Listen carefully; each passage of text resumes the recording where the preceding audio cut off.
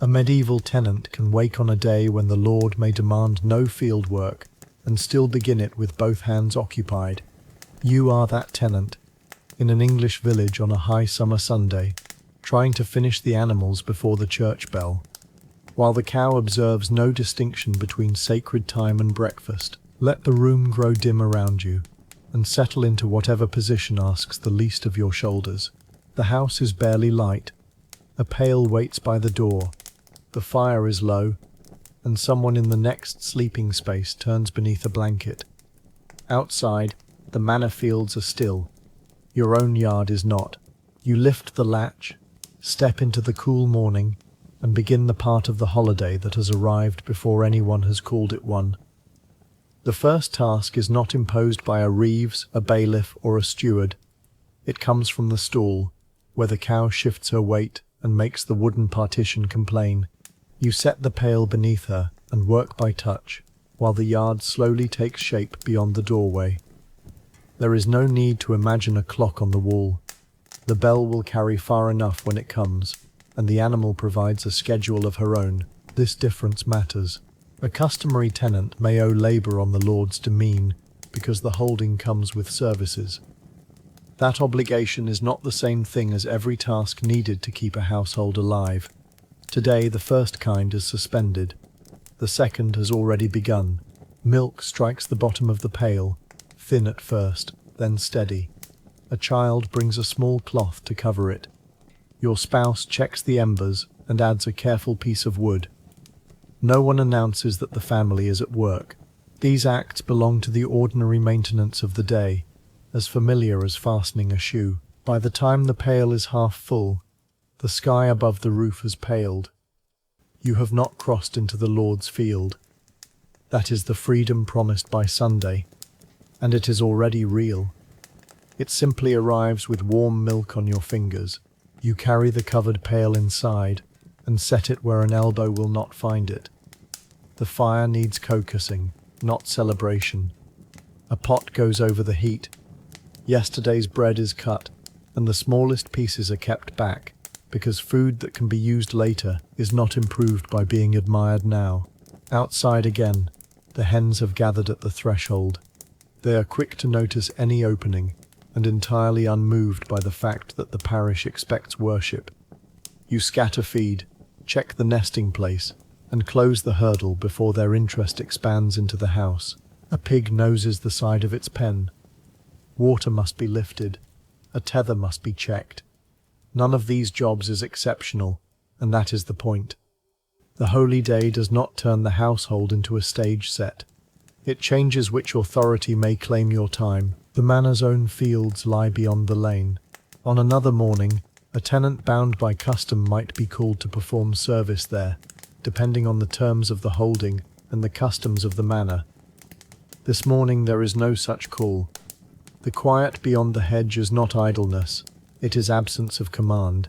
You can hear the distinction in the yard, the scrape of a bucket, the rustle of birds, and no voice sending you towards someone else's crop. Water is the next argument between the calendar and the body. You carry it from the common source in a vessel that grows heavier with every step, though the distance itself has not changed since yesterday. Some goes to the household, some to the animals, and some waits for cleaning after the meal. A day free from labour service does not make any of it lighter. Inside, the bread warms near the fire. The milk is divided. One portion is kept cool as well as the house permits. Another goes into the morning pot, and a little is poured for the youngest member of the household. The sequence is practical rather than ceremonial. Eat enough to stand through church. Leave enough for later. Keep the fire alive without consuming more fuel than the day can spare. Medieval household labour often disappears from the records that later tempt people into neat annual totals. A Lord's account might notice services owed, services performed, grain received, animals counted, or payments balanced. It does not become a full diary of every pail lifted before Mass. The missing detail is not evidence that nothing happened. It is evidence that the record was made for another purpose. You wipe the rim of the pot. The first bell has not yet sounded. There is still time, but not so much that the pig should be invited to propose a delay. Clothing for church is not a costume change into a different life. It is the best arrangement the household can make with what it owns. Mud is brushed from a hem, a fastening is checked, a child's hair is smoothed, then immediately becomes less smooth. The pail is covered again, the pot drawn back from the strongest heat, and the door bar tested before anyone leaves. You pause in the yard and look once more toward the byre. The animal has been milked, feed is down, water is within reach. The pause is brief because assurance in a farmyard has a short half-life. Still, it is enough. The household can walk to church without paying for the pleasure later in a spoilt meal or a loose animal. This is the family's small goal for the holy day. Not to escape every obligation, which would be impossible, and not to achieve some broad medieval condition called leisure. It is to finish the necessary things early, attend the parish service, share food and company afterward, and return with the household no poorer for the interruption. The pleasure has to fit inside the margins of subsistence. The second bell begins far off. It crosses roofs and hedges without asking whether anyone has found the other shoe. You close the door and join the lane. Other doors open as you pass. The people entering the lane do not all hold land on the same terms. One may be a free tenant paying money rent. Another may be a customary tenant whose holding carries services. A servant may live in someone else's household. A cottager may have little land at all. The word peasant can gather them into one convenient group, but the manor does not forget the differences when rent or labour is due. You walk among them without needing to recite the legal categories. They are visible in who must answer which summons, who attends the manor court, who pays in cash, and who owes work on the demesne. On this Sunday, however, the church bell draws the lane in one direction. Canon law expected Christians to attend their parish church on holy days, and it prohibited ordinary labour through the sacred interval. Though local custom and necessity could affect practice, not authority, is one reason the medieval calendar feels so unlike a modern leave request. The day is not granted because an employer approved a form. It belongs to the religious order of the year. Lords and masters might resist, and courts did not enforce every case in the same way. But the claim of the holy day stood above a single household's convenience. You reach the bend where the church roof appears. The demesne remains behind you, unworked. The church is not silent when you arrive. Feet move over the ground, greetings pass in low voices, and someone makes room near the entrance. The bell ceases, leaving a pressure in the air where its sound had been. You enter with the household and stand among neighbours whose week has been measured by many different kinds of work. The service itself is not a decorative pause in the story. Attendance is part of what makes the day a holy day. The prohibition on labour and the expectation of worship belong together. Medieval canon law treated markets, many legal proceedings, and ordinary labours as matters to be stopped from evening to evening, while making room for necessity and acts of piety. The rules were not a modern weekend statute. They were religious duties applied through communities, confessors, and ecclesiastical courts. For you, the immediate consequence is simple. No Reeve interrupts the service to send the tenants out with tools.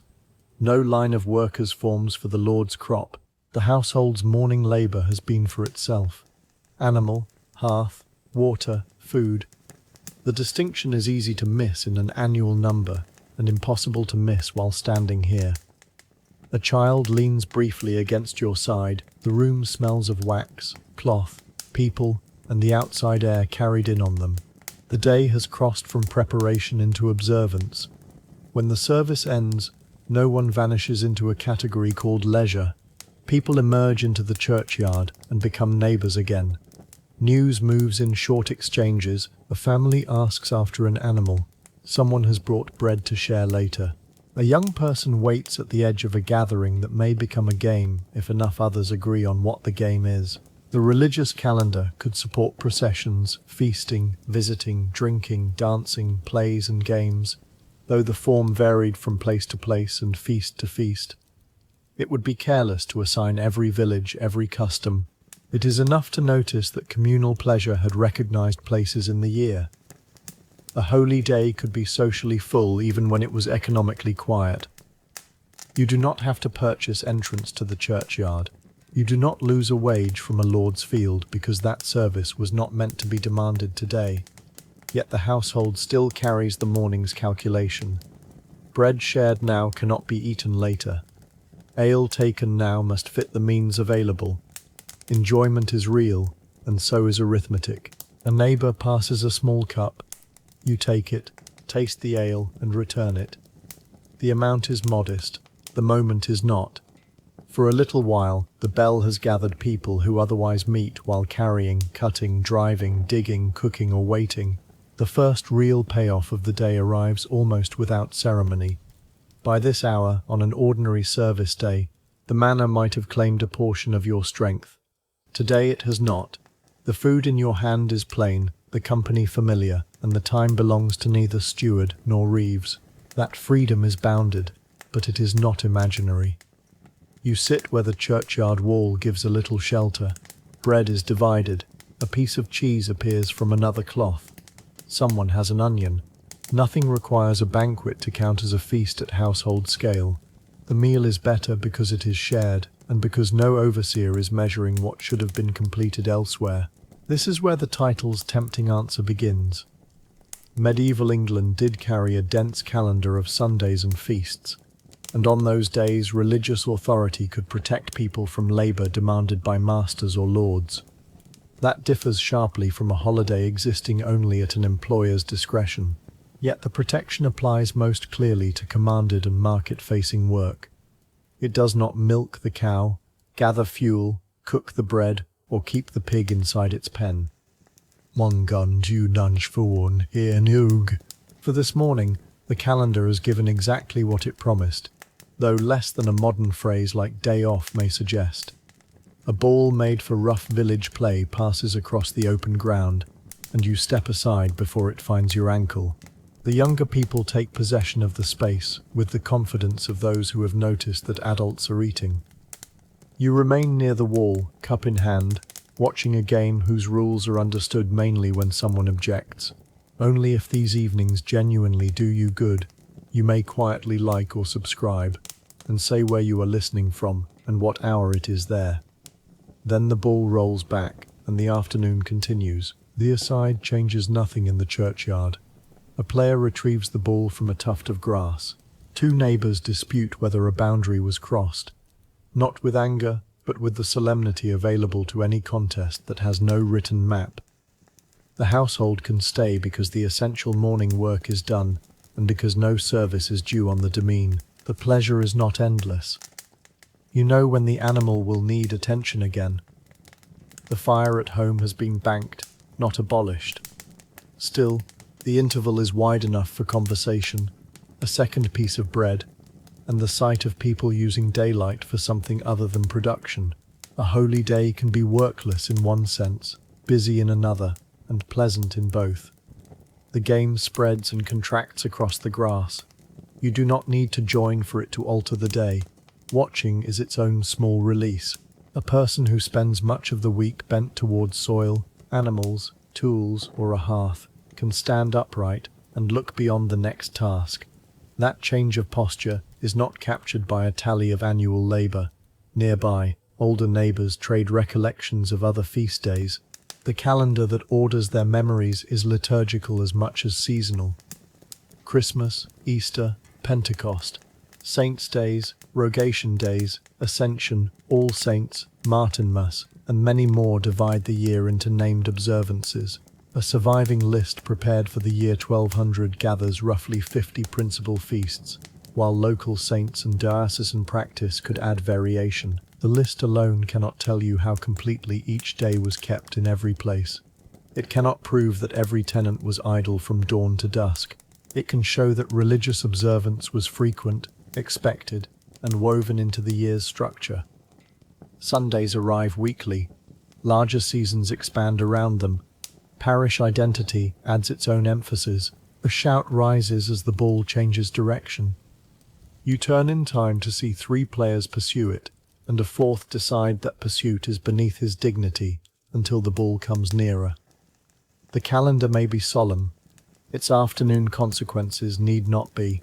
The household moves from the churchyard to a neighbour's yard, where a pot has been set over a fire. No one mistakes the meal for abundance. It is a pooling of what can be spared. Bread, a little dairy food, vegetables, perhaps something saved for a day that carries social weight.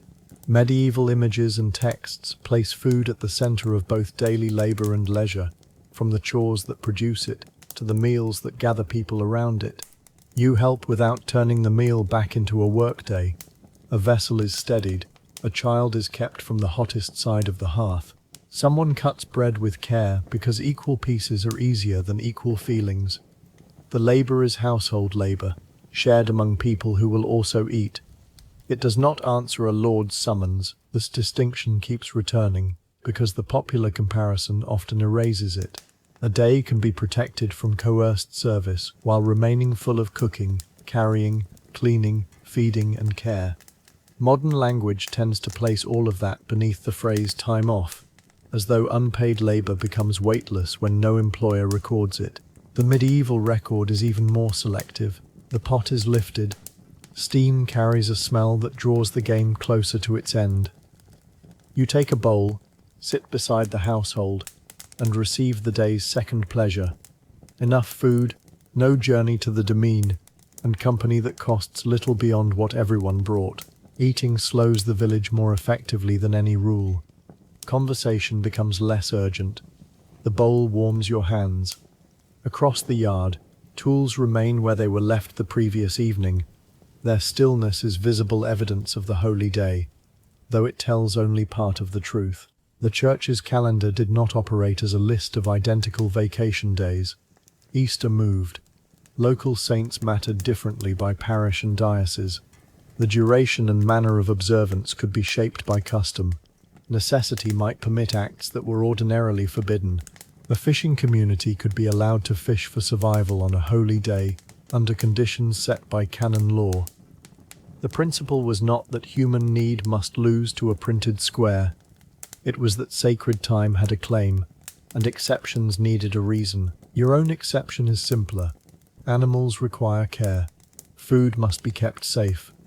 A fire cannot be left to spread or die merely to preserve a slogan. These tasks do not cancel the holy day. They show how the day was lived. The bowl is scraped clean with bread. Nothing remains that should be wasted. Someone pours a little more ale. The household has eaten better than it might have alone because several small portions became one meal. The pleasure is ordinary, which makes it more useful to the question than any imagined week of uninterrupted revelry. After the meal, the yard settles into separate pockets of activity. Some people return to the game, others talk near the wall. A few begin the unglamorous work of making the shared meal disappear from the vessels. You rinse a bowl with a small amount of water and set it upside down. The act takes moments, yet it belongs to the same hidden workload as the morning pail. A modern listener may already feel the impulse to search for a single answer. How many days did a medieval peasant work? How many days were free? The desire is understandable. A number fits neatly beside a modern annual allowance. Medieval life refuses the comparison because its work was divided among obligations to a lord: wage labour, cultivation of a household's own land, animal care, food preparation, fuel, textile work, repair, and care of people. The sources count some of these far better than others. Manorial accounts were built to manage estates. Wage records tell us what a day of hired labour cost, not automatically how many such days a person worked in a year. Church records show rules and disputes, which often survive precisely because someone broke or contested them. No single ledger was trying to answer a 21st century holiday question. You set the bowl beside the others. The answer will have to remain human-sized. This family, this Sunday, this freedom from the Lord's claim, and these chores that continue beneath it. The afternoon light shifts across the yard. You check the position of the sun, not because it gives a precise appointment, but because the household has another round of care before evening. The animal will need milking again. Water may need carrying. The fire must support the last meal without consuming tomorrow's fuel. For now, there is room to remain seated. This interval is what a count of holy days tries to measure and what it cannot fully describe. The calendar has removed the Lord's field from the day. It has not removed the family's own future from consideration. Every pleasure is taken beside the knowledge that food and fuel are finite. That does not make the pleasure false. Bounded leisure is still leisure. A person need not be free of all necessity to experience rest, conversation, worship, play, and a meal shared without an overseer. The mistake comes when the boundary is ignored in either direction. Romantic telling turns the whole day into idleness. A corrective telling can become so eager to mention chores that it erases the genuine protection of sacred time. You hold both facts together as easily as the empty bowl and the remaining bread. The day is not a modern weekend. It is not merely another work day. It is a holy day, shaped by authority, custom, household need, and the repeated knowledge that the cow will expect you before dusk. When you rise, no one announces the end of leisure. You simply begin moving toward home. The lane is warmer now. The church stands behind you, and the manor fields lie off to one side, still free of the line of tenants that would mark a commanded workday. At the house, the first inspection is quiet. The door has held. The fire can be revived. The covered milk is sound. A hen has found a position near the threshold that implies ownership without any legal basis. You move her and enter. Inside, a piece of cloth waits to be mended. Thread must be handled. A garment that can be repaired need not be replaced. Spinning, weaving, and sewing were forms of household production that a manor's labor service total might never capture, even though clothing depended on them. The same is true of baking, cooking, fuel gathering, and much animal care. The household economy does not disappear because no money changes hands. You do not turn the afternoon into a full production session. A small tier is secured before it grows. The task fits the holy day because it is necessary, domestic, and brief. Another household might judge the boundary differently. Local custom, conscience, and circumstance mattered. The repaired cloth is folded. You sit again. Rest has not been defeated by the needle. It has been protected from a larger claim and made possible by a small act. A child brings news from the yard that the pig has tested the hurdle. The report is accurate but incomplete. The hurdle has held, which means the pig's investigation has produced no result beyond a great deal of confidence. You step outside, press the rail back into place, and add a stone where the earth has loosened. This is precisely the kind of event that spoils sweeping claims about complete days off. It takes only minutes, but it must be done when it appears. Livestock compresses the distance between sacred rule and practical necessity. An animal cannot be told that the next legal workday will be more convenient. The correction does not send you into the Lord's field. It does not erase church, the shared meal, the game, or the hours of conversation. It is one household obligation among many, and it remains ordinary enough that no chronicler would preserve it. The absence of a record is part of why later counting becomes difficult. You wash the dirt from your hand with a little water. The afternoon is still open. Someone inside has begun a quiet song, not for performance but because there is time to carry a tune to its end. You return to the doorway and sit where you can see both the lane and the pen. The pig, having failed to revise the boundary, lies down. The song ends where the singer chooses, and the house becomes quiet enough to hear the small movements of animals outside. No one has slept through the whole afternoon. No one has worked through it either. The day has been assembled from short necessities and long spaces between them. You take stock without a written list. Morning milking is done. Feed was set down. Church was attended. Food was shared. The hurdle is secure. Evening milking remains. The larder will support a final meal. The absence of a summons remains the day's fact. Whatever services belong to another date depend on the holding and local custom. The calendar has made a real boundary around this one. That boundary could be contested. Medieval church courts contain cases in which masters compelled servants or tenants to work on holy days, and the courts did not always agree about who should be blamed. Such disputes matter because they reveal that the rule had force. People argued about holy day work precisely because sacred time was not an empty phrase. You do not know those future court records. You know only the practical relief of not being summoned. Your shoulders are less tired than they would have been after a day on the demesne. The household's own work has continued in small pieces. Between those pieces, the afternoon has belonged to the family. Beyond the yard lies the household's own cultivated ground. It does not require attention at every hour, and on this Sunday you leave it alone. That choice is easier because the season's immediate tasks allow it. Agricultural labor rises and falls. A field can demand a crowd at one moment and patience at another. Any annual comparison that treats every day as equal misses that rhythm. You walk only to the edge, look for obvious trouble, and return. The inspection is not a session of ploughing, reaping, or carrying. It is the same glance a person gives a roof after wind, or a gate after cattle have passed. The crop can wait. The family's desire to keep the holy day is not a theatrical refusal to survive. It is a judgment that nothing here needs to overrule the calendar. Canon law itself recognized necessity. It did not require a community to perish for the sake of appearing observant. Yet necessity was not meant to become a convenient name for profit.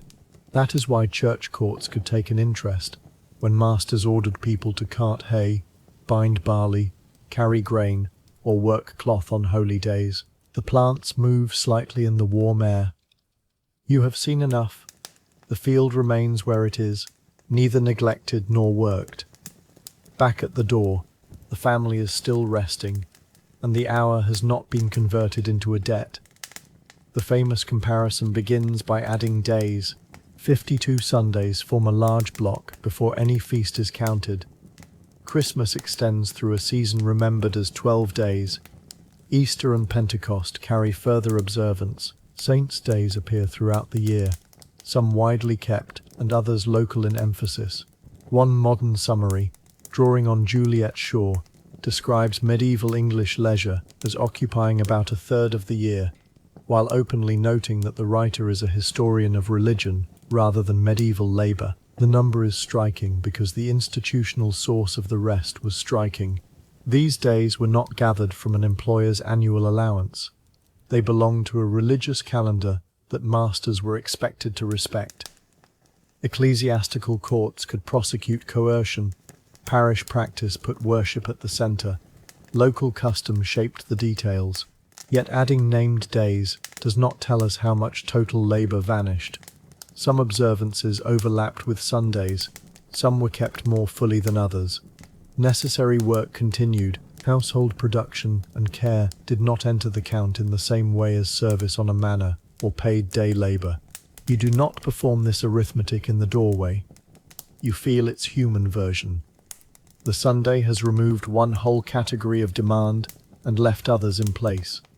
The result is not half a year of ease. It is a patterned year with frequent protected interruptions, each lived according to season, status, household need, and local practice. A second number often enters the story, 150 working days in a year. It is memorable, flattering, and easy to carry away. It is also too unstable to present as a settled fact. The popular estimate has been criticized for treating the labor service that a villain owed on the Lord's demesne as though it represented the whole of the person's work. Those obligated days were connected to the tenant's holding. They were one layer of labor, not the complete household economy. Farming the tenant's own land, caring for animals, collecting fuel, preparing food, making and repairing cloth, and other tasks did not disappear because they were absent from the Lord's service tally. There is another complication. Economic historians often possess day wage rates without knowing how many days a labourer actually worked across a year. Multiplying a daily wage by an assumed annual total can produce an income series, but the assumption may be doing much of the work. Humphreys and Weisdorf built an alternative from workers paid by the year, precisely because the length of the working year is uncertain. You hear none of that in the single number. It arrives polished. The household around you is rougher and more informative. One Sunday contains worship, leisure, food, care, repair, and animal work. Counting it simply as worked or not worked loses the thing you came to understand. The word work itself shifts beneath the comparison. A modern paid worker may count contracted hours and call cooking or laundry life. A medieval estate account may count services owed to the Lord and leave a household's own production elsewhere. A historian may reconstruct labour from wages, but wage records naturally see the part of effort that enters a transaction. None of these choices is dishonest. Each record answers a particular need. Trouble begins when one answer is carried into another question without its boundary. For this household, the Lord's demand is easy to identify because its absence shapes the day. No one came to order you into the demesne. The church bell, rather than the Reeves, organized the morning. That difference is the strongest case behind the title. You possessed protected time beyond a master's discretion. It recurred through Sundays and holy days in a way many modern workers would recognize as generous. What you did not possess a machine-made household or animals able to feed themselves. Your family's labor cannot be excluded merely because it was unpaid and familiar. The answer is therefore neither a cheerful yes nor a corrective no. It is a division. More calendar days protected from commanded labor, perhaps. Fewer total labors, impossible to establish from the same evidence. You lift the pail for the evening round. The distinction is about to become warm, heavy, and immediate again. Before you reach the stall, the cow turns her head. She has spent the day doing exactly what animals do when humans build arguments around them. Eating, standing, resting, and expecting the usual care. Her steadiness brings the whole debate back to scale. You sit, set the pail, and begin. The work is less hurried than it was before church. There is no bell ahead. The family has eaten. The game is over. Light remains. The motion is repetitive enough for the mind to loosen while the hands continue. This is not evidence that medieval people worked without rest. It is evidence that rest often existed around necessary tasks, rather than in their total absence.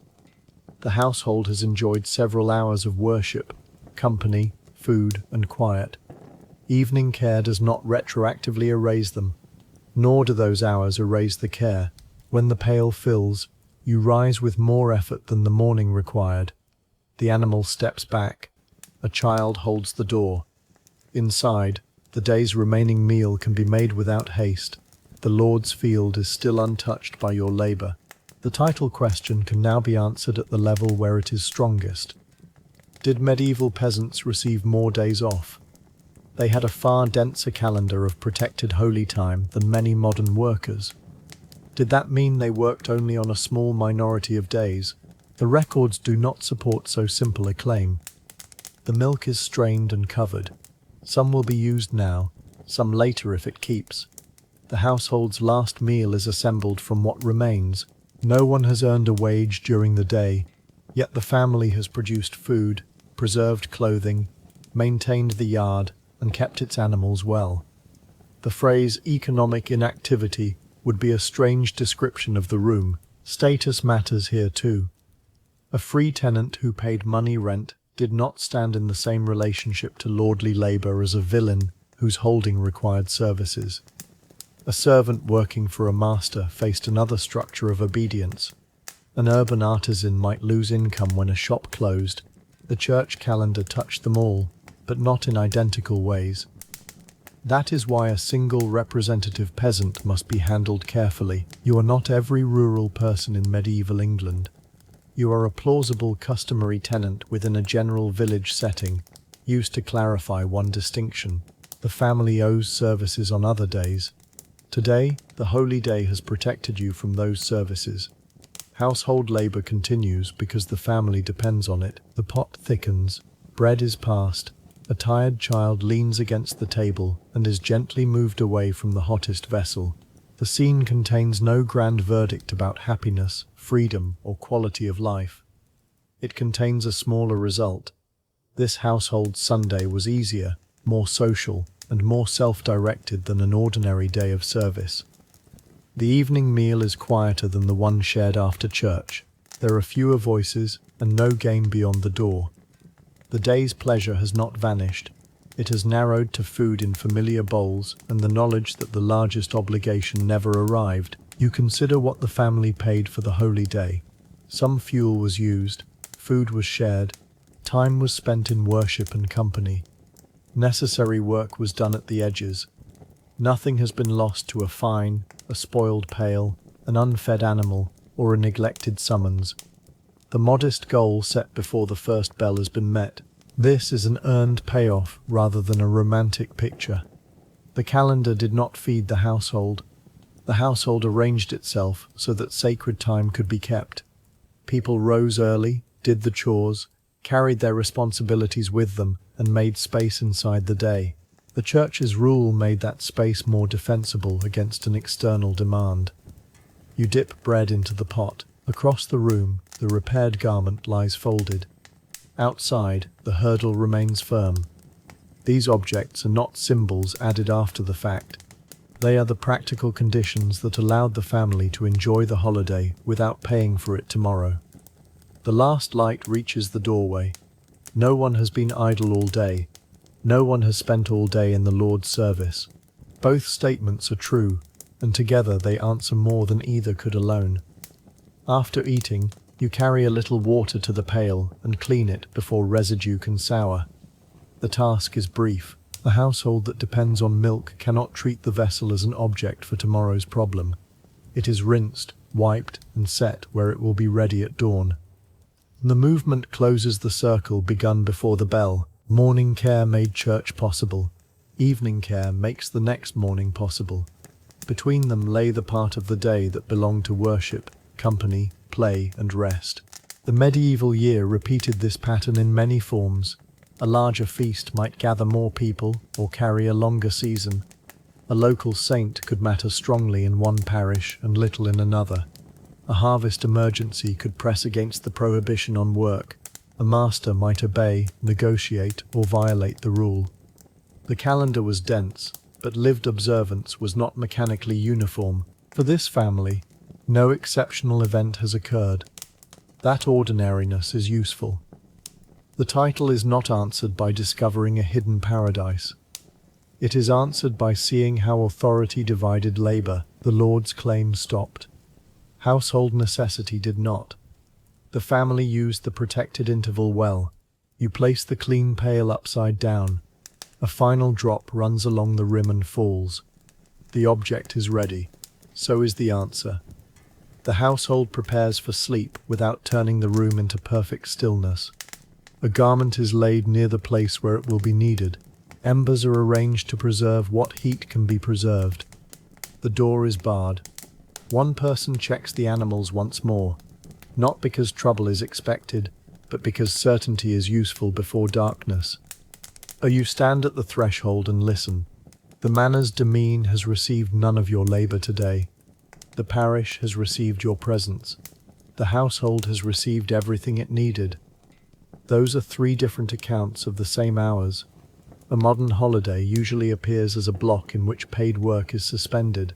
The medieval holy day could resemble that, but the household economy made the edges more visible.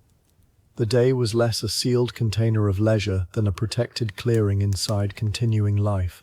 Its value came partly from frequency, and partly from the fact that a lord or master did not simply own it. The clearing has been large enough. You are tired, but not with the particular heaviness of a day spent answering another person's timetable. The family is fed. The animals are settled. The fire is safe. Nothing in this scene proves that medieval people were happier or better off. It proves something narrower and well supported. Sacred time could restrain external labor demands, even while subsistence work continued. The child who leaned against the table is already asleep. Another member of the household speaks quietly about the churchyard game, recalling a disputed boundary with more precision than the field itself possessed. The memory is small and likely to disappear. The account of the manor will never record it. That silence in the archive matters. Manorial records are rich because they preserve ordinary people in unusual detail. Names, holdings, rents, services, livestock, crops, defaults, repairs, and local responsibilities. They are still selective. Reeve's account was not designed to preserve the quality of an afternoon, the taste of shared bread, or the relief of receiving no summons. When later readers find labour service totals, they see what the estate needed to know. When they find church court cases, they see moments of dispute. When they find wage rates, they see prices for labour days that entered a market. The household's complete use of time remains partly beyond exact recovery. You need not fill that gap with invention. The supported structure is enough. Chores before church, expected worship, freedom from the Lord's fields, communal food and play where custom allowed, then evening care. Within that structure, the family's ordinary choices make a plausible day. The game is retold once more, then abandoned. The room lowers its voices. The holiday is nearly complete. One last sound comes from the stall. You wait, hear nothing further, and remain inside. Not every noise requires a task. The ability to decide that for yourself belongs to the day's quiet freedom. The title's flattering version would count this Sunday as a full day off, and stop there. The skeptical version would list the pail, the fire, the water, the meal, the mending, and the hurdle, then declare that no rest existed. Both versions flatten the day. You have lived the middle space. There was labour, but it was not all labour of the same kind. There was rest, but it did not require a household free from maintenance. There was authority, but it came from more than the manor. The church's calendar could interrupt a lord's claim. Local custom and necessity shaped the result. Status determined which claims existed in the first place. The family has not become a statistic. It has become a test. Any annual number that cannot describe this Sunday should be treated cautiously. A useful estimate must say what it counts, whose labour it sees, and which obligations it excludes. You settle near the embers. Tomorrow may belong partly to the manor. Today did not. That is the day's most important fact, and it is smaller, firmer, and more interesting than the promise of a medieval life spent mostly at leisure. The household's day now sits in balance. It contained more protected time than a modern phrase such as medieval toil might lead you to expect. It contained more necessary work than a modern phrase such as day off might suggest. The contradiction is not a failure to answer, it is the answer. Medieval peasants did not form one uniform workforce. They lived under varied tenures, customs, seasons, and household arrangements. Yet the liturgical calendar was dense. Sundays were recurrent, and holy day rules could be asserted against masters who compelled work. That gave many people something real, repeated intervals in which lordly or commercial demands were supposed to stop. The famous claim of only 150 workdays takes a partial record and asks it to carry too much. At best, it points toward estimates of labour input or service under specific assumptions. It cannot stand as a complete count of every task performed by a rural household. Economic historians themselves warn that day wages do not reveal annual days worked without further evidence. The room is dark enough that the pail is now only a shape. The animal will need it again in the morning. This is not an objection to the holiday. It is the boundary of the holiday. You have reached the honest landing place. More holy days, perhaps more protection from commanded labour, but not a life with only a small number of working days. The first story can end because its promise has been paid. You followed one household through the complete rhythm of a holy day. The animals were tended before church. Worship marked the morning. Food and play filled the middle hours. Domestic tasks continued in small pieces. Evening brought the animals back to the centre. The family is fed, and less worn than it would have been after a day of service on the demesne. It has not escaped necessity. It has escaped an external claim for one protected day. That is the difference the calendar made. Nothing more needs to be added to strengthen the answer. A larger feast list would not turn household work into idleness. A longer inventory of chores would not erase the communal pleasure. The case rests in the division between work owed outward and work sustained inward. Of armsum pumahik yistans montoa visdia. Mono here havens body sumdens min the han stum shufin joan. The manor's records are elsewhere, perhaps rolled, tied and stored with accounts of corn, cash, livestock and labour. Those documents will tell another part of the story. They will count with care and omit with equal care. For now, the human day is complete. The bell that opened it has long ceased. The last duty belonged to the animals, and the last freedom belonged to the household.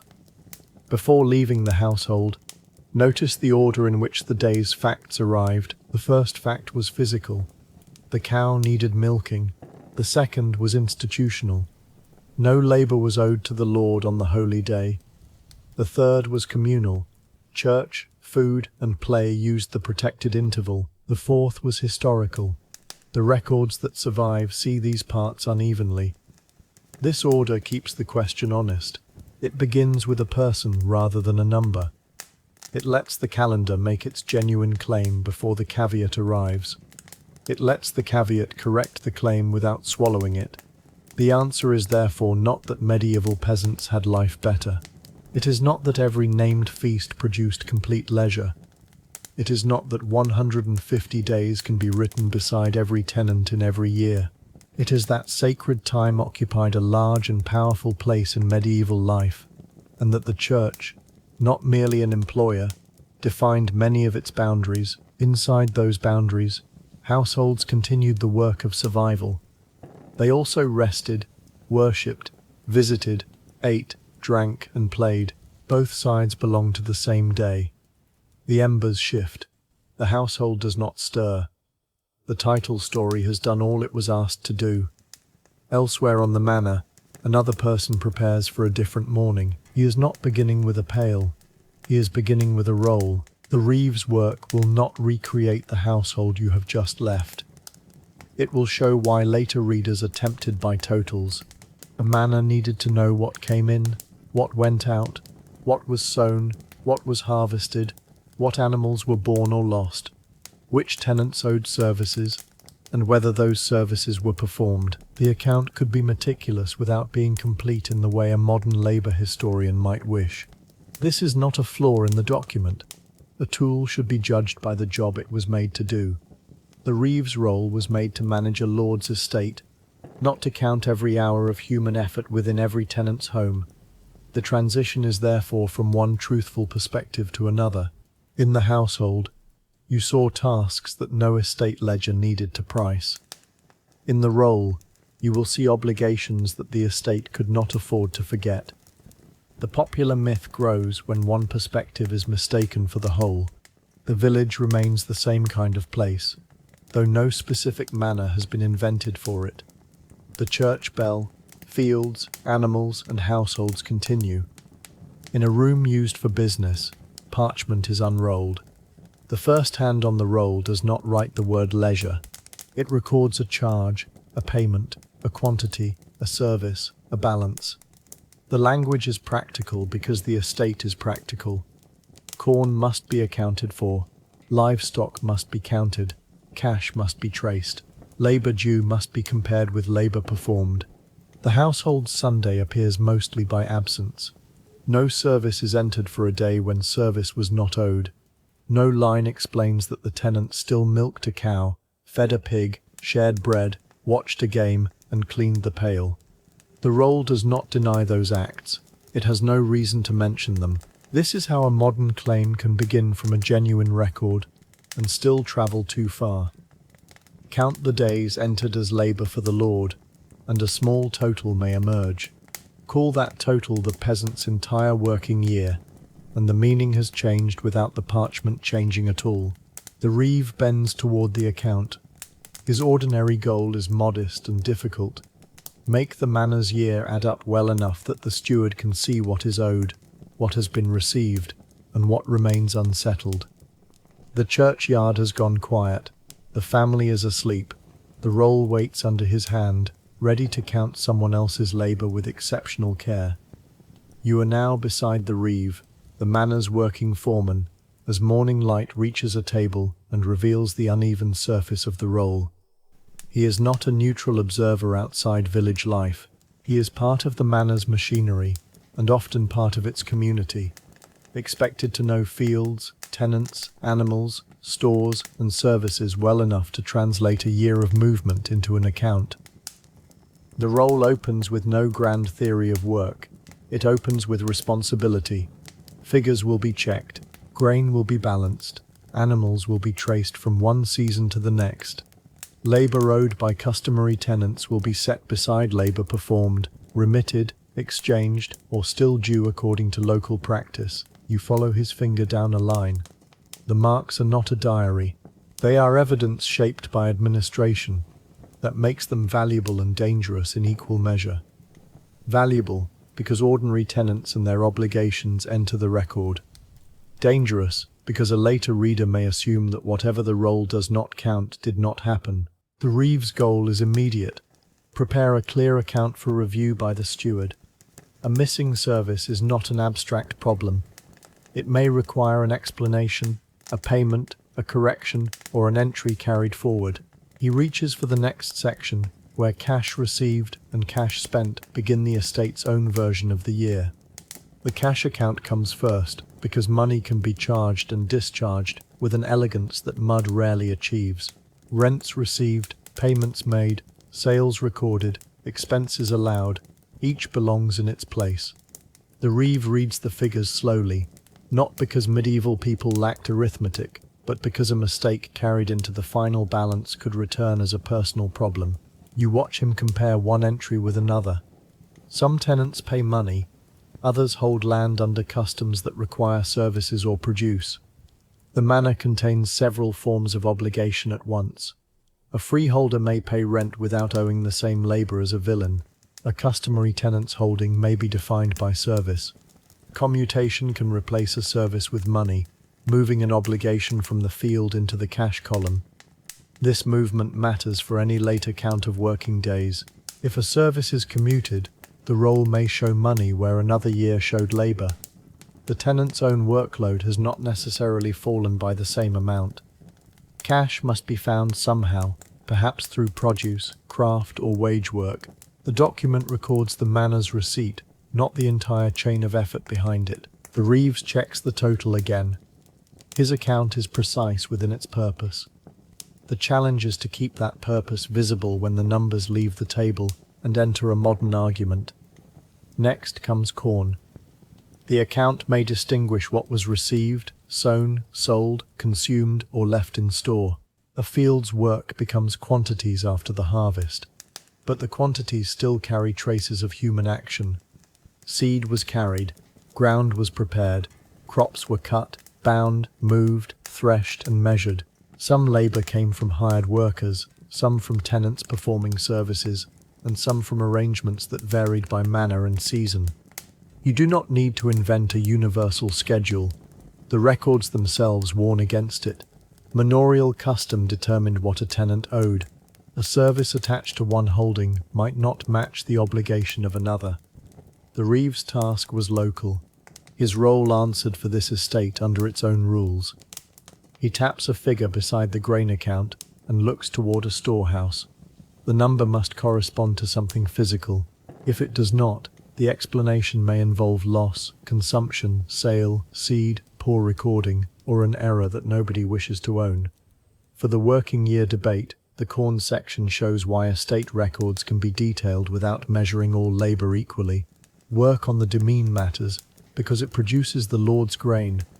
Work on a tenant's strip matters to the household, but it enters this account differently, or not at all. The Reeve draws the line beneath the total. Grain has become a balance. The people who produced it remain partly outside the arithmetic. The livestock section is less willing to behave like a tidy sum. Calves are born, pigs die, animals are sold, transferred, consumed, lost, or carried forward. A proper account can note these changes, because livestock is estate property, and because its condition affects the manor's wealth. You follow the Reeve through the list. Here, at least, the record agrees with the household story on one point. Animals do not vanish from the year when the church calendar turns red with a feast. They require care every day, whether the labour is performed by a servant, a tenant, a herdsman, or a member of a household. The account may count the animal without counting every feeding.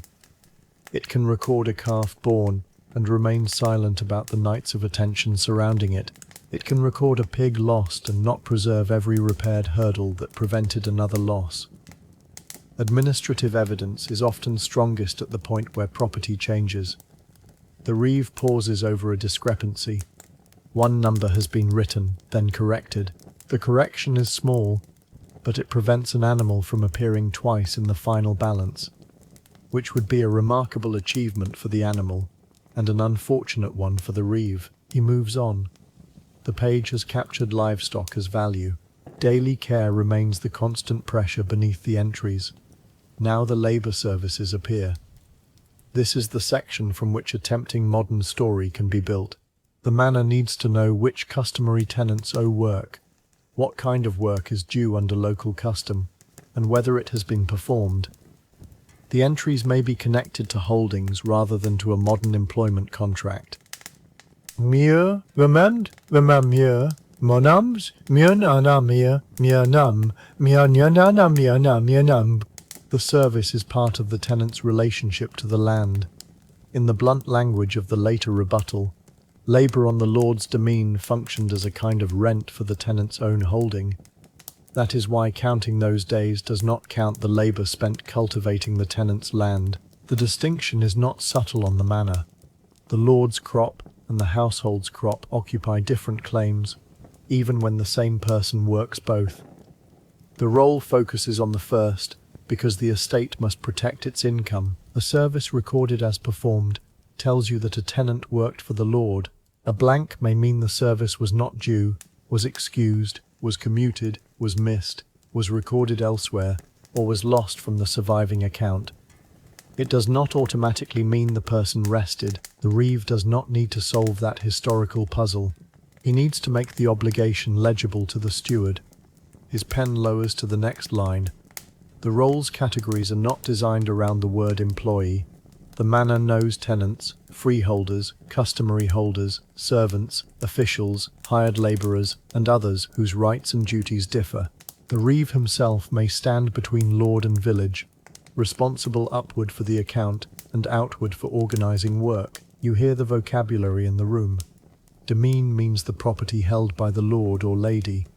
Villian describes a tenant occupying land on condition of performing services. A freeholder pays money rent. Commutation replaces services with payment. The terms are not decorative medieval colour. They define which labour can appear as an obligation in the role. This is why a composite peasant misleads. Give one imaginary household the cash rent of a free tenant, the labour burden of a villain, the dependence of a servant, and the market opportunities of an artisan, and the story becomes smooth by becoming false. A real account separates people because the manor must. The Reeve recognises each name without needing a glossary. A later listener needs the distinctions stated once, then carried naturally. You are not being asked to memorize them. You are being shown why the question has no single denominator. The pen moves from one tenant to another. Each line represents a particular holding under a particular custom. The total at the bottom will be exact only within those boundaries. A rental offers another angle. It lists tenants, the land they hold, and the rent or services attached to it. Such a document may be made when a lordship changes hands or when the estate needs a fresh statement of its rights. It can preserve names and obligations with a directness rarely available for ordinary people. Can we imagine the Reeve consulting such a list when the account is unclear? The rental says what should be owed. The account says what was received or performed during the period. The court roll may show disputes, defaults, admissions, fines, and the enforcement of custom. Together, the records create a layered administrative memory. That memory is powerful. It can reveal crops, livestock, field management, local offices, household names, repairs, and offences. It can show who failed to mend a ditch or whose cattle entered the wrong place. It can also leave a Sunday meal entirely invisible. The difference is not between reliable and unreliable sources. It is between questions the sources can answer directly and questions that require inference. How many labour services did a holding owe? A rental may say. How many total days did every member of that household work? The same rental cannot. The Reeve turns back to the account. His ordinary problem has become clearer. Match expected obligations to recorded performance, without pretending the record contains more than the estate required. A name is marked absent from a service. The Reeve must determine why. Perhaps money was paid instead. Perhaps the obligation fell on another date. Perhaps illness or permission intervened. Perhaps the tenant failed and will answer at the manor court. Administration begins where the neat total stops being neat. You watch him search for a related entry. A payment appears in the cash section. The service was commuted. On the estate side, the account balances. On the household side, another question opens. Where did the money come from? A sale of produce, a day of wage labour, a craft, a loan, or some other resource may stand behind it. The roll does not follow the coin through every hand. This is one reason work can migrate across records. A field service disappears and a payment appears. The tenant may gain control over time or may need to work elsewhere to meet the charge. Without additional evidence, neither leisure nor hardship can be calculated from the substitution alone. The Reeve writes the explanation. His line has repaired the manor's arithmetic. It has not measured the tenant's annual effort. Outside, a cart crosses the yard. The account hears it only if the cart belongs to a transaction that matters to the estate. Much of life passes near the window without entering the roll. Holy days create another kind of blank. If labour is not meant to be demanded, the account may simply contain no service for that date. The absence can be historically meaningful, especially when placed beside church rules and court cases. It shows the estate operating within a calendar that recognizes protected time. You trace one quiet interval. No special note says the tenants enjoyed themselves. No entry describes mass, a procession, a game, or a shared pot. The manor records what it lacks or receives, not the social use of the hours. When a master or official ignored the boundary, other records could appear. Ecclesiastical courts cited people for working on holy days or compelling others to do so. The very existence of those cases shows both rule and violation. A blank account and a noisy court record may describe opposite outcomes under the same calendar. The Reeve's position could be uncomfortable. He organizes labor for the manor, yet sacred time limits what may be demanded. Local custom, necessity, pressure from above, and the condition of crops can pull in different directions. A perfect annual schedule exists more easily in a modern chart than in a field threatened by weather. Today the roll offers only the result. Service appears on one line and not on another. You keep the difference in view without turning every blank into leisure. The Reeve reaches a section where labour is recorded as due and performed. The language makes the service visible as an asset of the manor. A tenant's body enters the account through the work it owes. Hours are not measured by a handheld clock.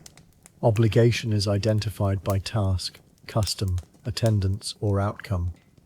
You can see why a later writer might total these services. The entries are concrete, they survive, they can be counted. Household labour is scattered across no comparable ledger.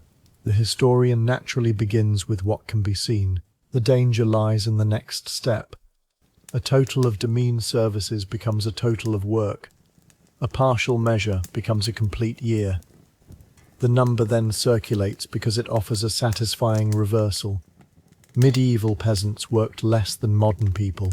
The archival caveat falls away, while the attractive conclusion remains. The Reeve has made no such claim. He is counting what the Lord may claim. His precision is about rights, dues, production, and balance. If a tenant feeds animals after a service day, the role does not add another unit. If a tenant repairs a roof on Sunday, the role does not revise the holiday. You look again at the performed services. They are real work. They are not all work. The distinction is the hinge on which the popular figure swings. A court roll waits nearby. It records the manor's local jurisdiction, admissions to holdings, transfers, fines, defaults, breaches of custom, and the enforcement of dues. Its survival gives ordinary people names because administration needed them to be accountable. You follow a hypothetical but source-grounded movement without inventing a manor case. A tenant fails to perform an owed service. The matter can be presented before the court. The cause may be accepted, penalized, or carried into another arrangement according to custom. The role preserves the dispute because something required decision. This creates another bias in the evidence. Smooth days leave fewer traces than troubled ones. A holy day observed without argument may produce silence. A master who compels work can produce a church court case.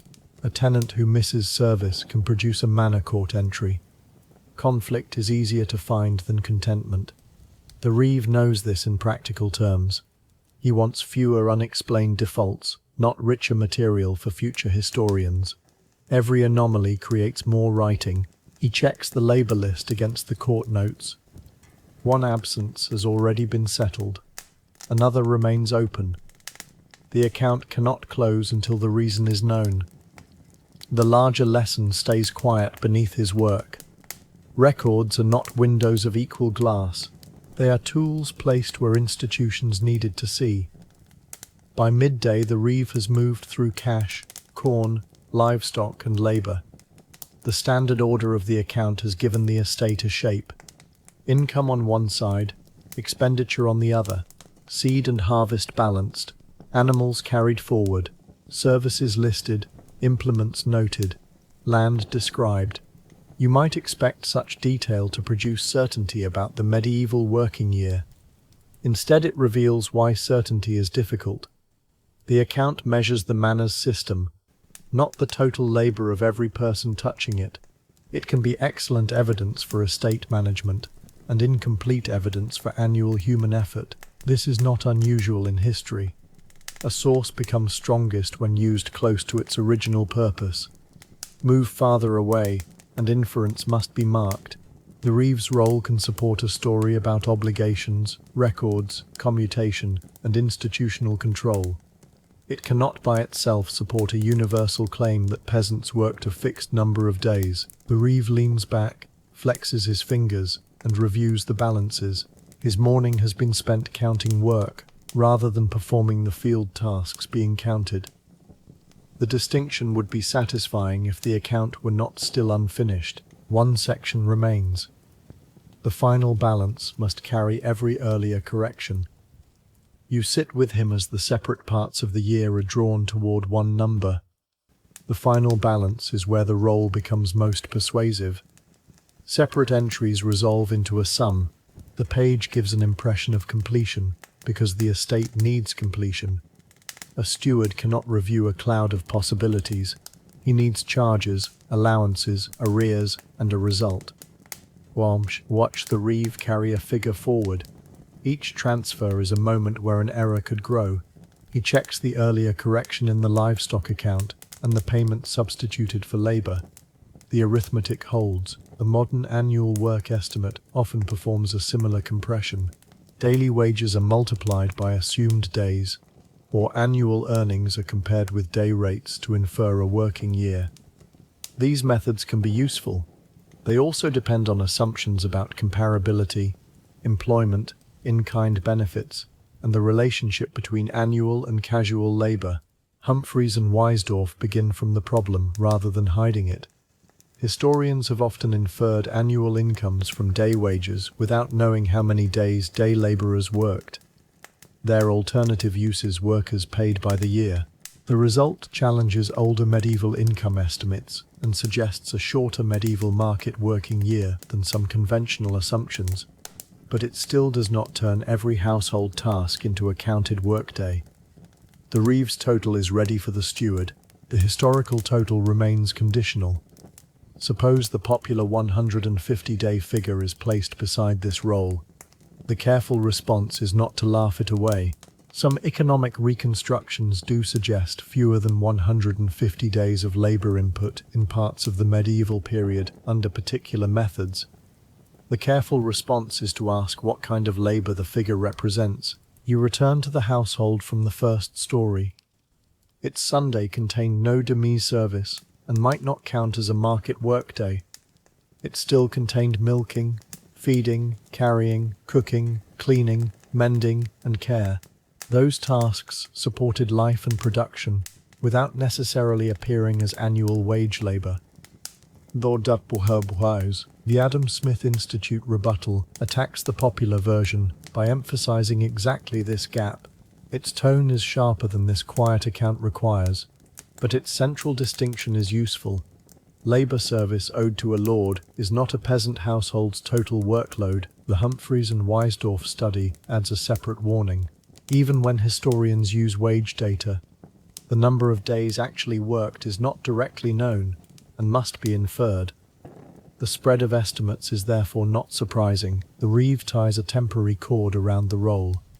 He has completed one kind of count. You leave the number where it belongs, inside a defined method, not floating above every medieval household. The steward arrives to review the account. His questions are practical. Why is this payment lower? Why was that service commuted? How did the livestock total change? Which arrears remain? The Reeve answers from the roll and from memory, moving between parchment and the physical manner outside. Mysen of Foltdam did Pansim Yowins Bulbherb. Their questions reveal what the institution values, and therefore what the source can preserve. Myla Danes Muspanim for Paul Bintia. Mybel men note, Obadishul Pranindis, Kingdom Bulbens Dinditini Simyaun. A payment substituted for labour must appear in the proper place. The account makes external obligation visible because external obligation is what the manor controls. Household time is visible only when it crosses that boundary. When an animal trespasses, a tenant fails a due, a payment is made, a product is sold, or a dispute reaches court. Much daily effort remains behind the door. The steward accepts one correction and challenges another. The Reeve returns to the earlier line. His meticulous record-keeping is devoted largely to counting what other people owe, which is a responsibility likely to improve neither his popularity nor his handwriting. The disputed figure is checked. The account survives the question. The Reeve produces a supporting note. The service in question was not simply absent, it was replaced, and the payment appears in the cash account. The steward follows the cross-reference and nods. You see the administrative system working as intended. Different record types and sections speak to one another. A rental states an obligation. An account records performance or payment. A court roll handles dispute. A final balance gathers the result. This layered evidence can reconstruct a manor with remarkable detail. It can show change over time, including movement from service toward money payments. It can reveal land use, livestock, crops, prices, and the responsibilities of ordinary people. It can even help identify wider trouble when crop failure affects income and expenditure. But the same richness can tempt overconfidence. Because the estate is well documented, the undocumented parts of life may feel less important. In fact, they may be where much household labour occurred. The steward closes the supporting note. The Reeve's explanation is accepted. One open thread disappears from the account. The scene offers a small payoff of its own. The roll is not the villain behind the myth. Misreading is. The document faithfully counts the manor's claim. A later story changes its meaning when that claim is renamed the whole of a peasant's work. The review moves to holy days. Not every account will name each feast beside every labour entry, and surviving practice varies. Yet the wider legal and religious framework is clear enough. Christians were expected at church. Ordinary labours were prohibited during sacred intervals. Masters could be cited for compelling work. Local custom-shaped duration and necessity could justify exceptions. You place that framework beside the account rather than forcing it inside every line. This is how independent sources strengthen one another. The feast calendar shows density. Canon law and court cases show authority and conflict. Manorial records show obligations and estate administration. Wage research shows uncertainty in annual labor estimates. No single source carries the whole answer. Together, they support the bounded conclusion. The Reeve may know the feast calendar through practice rather than through an elegant list. Bells, services, seasonal observances, and local expectation organize the year. His account must work around them, except when urgency or pressure produces dispute. The steward asks no further question. The section closes. What looks from a distance like a medieval vacation policy was, at ground level, an overlapping system of worship, custom, lordship, household need, and legal argument. You watch the roll become smaller as it is wound. The evidence is being stored, but its limits remain visible. The account is nearly finished, but the Reeve checks the names once more. Manorial records matter partly because ordinary people appear in them at all. Medieval archives often preserve rulers, institutions, and property more readily than private routine. The manor's need to identify tenants gives later historians a rare path toward village society. You can recover a holding, a rent, a fine, a failed repair, a stray animal, or a transfer of land. You can sometimes trace a family across years. The record may show who served as Reeve, Hayward, or juror. It may reveal the local rules that governed common responsibilities. This human detail should not be used merely as decoration around a number. It reminds you that every total was assembled from particular households under particular customs. A labor service did not float free of a life.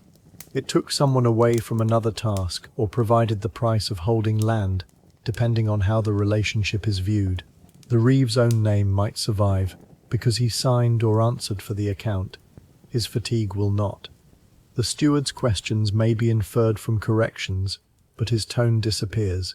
Historical writing can stage low-stakes actions around supported structures, yet it must keep the invented edges soft. The last name is checked. No unsupported manor has been created. The institution itself has supplied enough story. The steward gives the account a final approval. The Reeve has met his goal. Cash balances. Grain is explained. Livestock is carried forward. Labor services are accounted for. Open matters have been identified rather than hidden. You might expect the completed roll to settle the question. Instead, it settles a smaller one. What the manor believed it was owed, and what it recorded receiving. That smaller answer is historically strong. The working year remains harder. The tenant could perform labor service, cultivate household land, care for animals, make and repair goods, attend church, share communal observance, hire out for wages, or substitute money for service. Different sources see different portions. Any annual total must define its field of vision.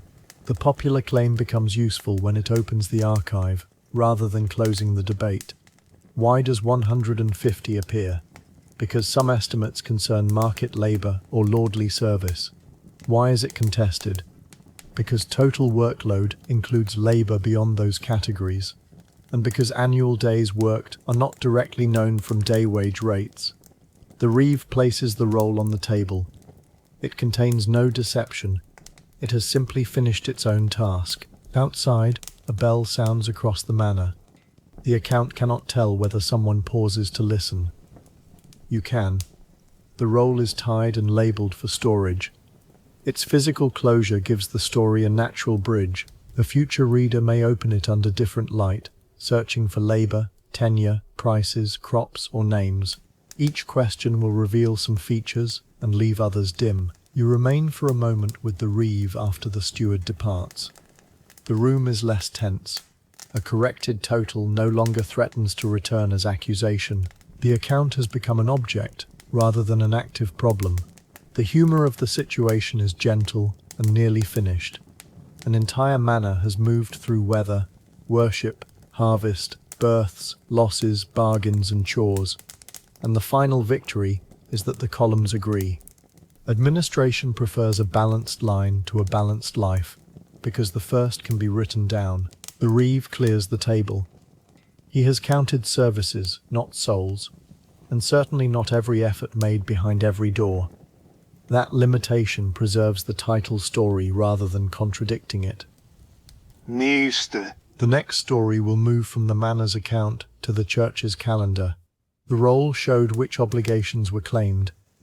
The calendar helps explain why certain days were supposed to resist those claims. The cord around the parchment is tightened.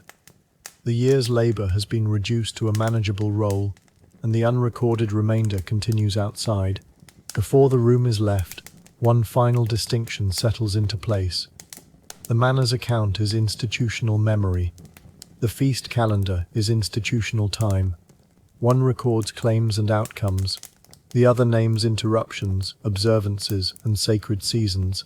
You have seen how easily memory can be mistaken for the whole of life. The same care will be needed with time. A list of feasts proves that days were named and religiously significant. It does not prove identical observance in every parish, complete idleness in every household, or successful enforcement against every master. The strongest history comes from overlap. A feast appears in a calendar. Canon law prohibits ordinary labour. A court record shows someone prosecuted for violating the day. A manor account shows services organised around local custom. Household necessity explains why some work remained. No single dramatic revelation is required. The pattern is already strong. The Reeve lifts the roll and carries it to storage. His last action is not symbolic to him. It is simply the proper end of the task. The steward may ask for it again. Another year will produce another account. You leave the administrative room with the title's number reduced to its rightful size. It is a clue about certain forms of labour, not a complete biography of the medieval working year. The manor settles behind you. The next page is not an account, but a calendar. Its year arranged around Christmas, saints, movable feasts, and recurring Sundays. In the list prepared for the year 1200, names appear across every season: Epiphany, Candlemas, Annunciation, Easter, Ascension, Pentecost, the Assumption, All Saints, Martimas, Saint Nicholas, and many others. You do not enter all of them at once. A calendar can become a list if no person carries it. Instead, you follow one recorded man toward a single named feast. In 1339, John of Gayton was charged with carrying grain with 2 carts on the feast of the Assumption of Mary. The church court noted that he acted contrary to his Lord's license. The surviving case does not give you his thoughts, the weather, or the exact urgency of the grain. It gives a person, an action, a holy day, 2 carts, and a legal problem. That is enough for a human story with honest edges. John wants to move grain. The calendar says the day is sacred. Necessity may matter.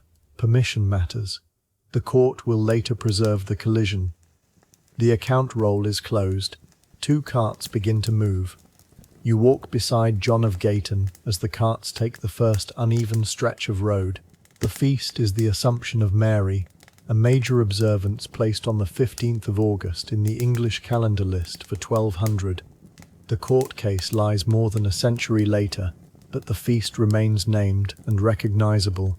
The surviving record does not tell us where the grain began, where it was meant to end, or why John chose that day. It does tell us that he carried grain with 2 carts, and that the act was judged against holy day rules. This is the useful center of the scene. John's ordinary goal is easy to understand without inventing his reason.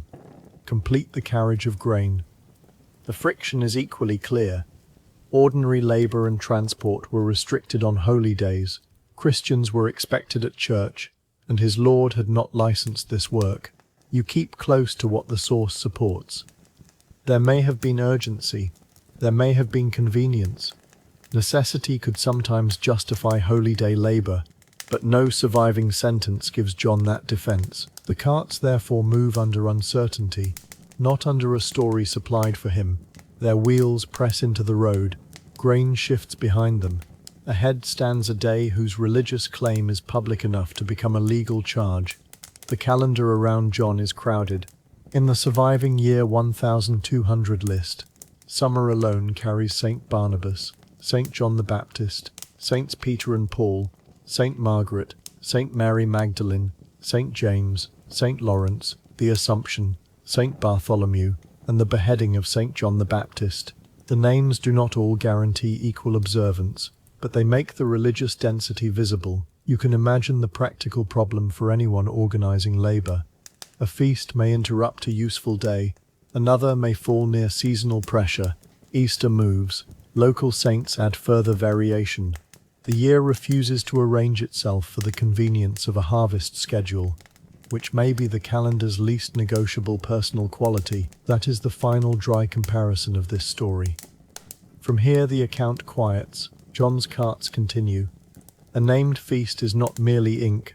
Canon law prohibited ordinary labours, markets, and many court proceedings from evening to evening, while expecting attendance at the parish church. Local custom could affect duration and manner. Necessity and piety could permit exceptions. This combination produced neither perfect rest nor meaningless rules. It produced judgment. Was the work necessary? Was permission given? Was someone compelled? Did the labour keep a person from church? Courts answered differently in some cases, but they treated the questions as real. A parish bell sounds somewhere beyond the road. The record does not say whether John hears it, so you do not place the sound in his ear as fact. You let it stand for the wider structure the case assumes. Holy time was announced, observed, and enforceable enough that labour performed within it could be presented before an ecclesiastical court. The church calendar shaped more than rest. It arranged worship, fasting, celebration, processions, and communal memory. Major seasons expanded beyond single dates. Christmas carried its 12 days. Easter and Pentecost could bring a week or more of observance. Saints' days appeared throughout the months, while parish and diocesan connections affected which ones mattered locally. A modern summary has gathered these Sundays and festivals into roughly a third of the year. That estimate is useful as a measure of density, not a precise count of universal idleness. The author herself notes that she is not a labour historian. Her stronger ground is religion and the social forms of holy days. You remain with the carts. Their presence on the Assumption shows why density alone cannot answer the title. A day can be sacred, widely recognized, and still contain work. The historical question becomes not whether the calendar existed, but how its authority met need, pressure, and disobedience in practice. The grain is visible property in motion. It may represent food, seed, rent, sale, or estate supply, but the case summary does not specify which. You therefore resist choosing. The carts carry grain, and that is enough to create a practical stake. Grain left in the wrong place can be inconvenient. Grain moved on a holy day can be unlawful. Canon law allowed necessity to overcome ordinary prohibitions. A community dependent on fishing could fish on a holy day under conditions that included almsgiving. The example shows flexibility within the rule, not freedom to rename every profitable task necessary. John's record adds another detail. The carriage went ahead without his lord's license. The wording mattered to the court because it separated the lord from responsibility for the work. If John had been compelled or authorized, blame might have been considered differently. Medieval courts did not apply one perfectly uniform theory of coercion. You watch the cartwheels turn without supplying a verdict before the record does. John's goal remains to complete the carriage. The day remains sacred. The missing license narrows the path of defense. Around him, other people may have been at worship or preparing a meal, but the case does not preserve their actions. The carts occupy the surviving frame, and they move steadily toward legal notice. The Feast of the Assumption sits in mid-August, a season when grain could be close to human attention. That broad seasonal context is reasonable. The exact state of John's grain is unknowable. It may have been newly gathered or stored. It may have faced no immediate threat at all. Historical honesty often sounds quieter than a finished anecdote. You can say that agricultural work and holy days collided. You cannot say that a storm was approaching unless a source says so. You can say that necessity existed as a legal principle. You cannot assign it to John merely because it would make his choice sympathetic. This restraint does not weaken the story. It places the tension where the evidence actually holds it. John moved grain on a named feast. The church prohibited ordinary work. His lord had not licensed the action. A court noticed. The calendar's power becomes clearer through this modest collision than through an invented crisis. If the day had no authority, there would be no charge to preserve. If the rule were absolute in every circumstance, there would be no need for doctrines of necessity, local custom, or debate about coercion. The carts reach their next turn. The grain remains secure. The legal problem remains open. Elsewhere in the religious year, other named feasts gather around different seasons. Candlemas falls in early February. The Annunciation comes in March. Easter moves with its own calculation. Rogation days precede Ascension. Pentecost follows. All Saints stands at the beginning of November. Martinmas arrives later that month. St. Nicholas and St. Lucy appear in December before Christmas. You do not need every name in spoken memory. Their accumulation performs one job. It shows a year repeatedly interrupted by sacred observance. The church calendar did not decorate the agricultural year from a distance.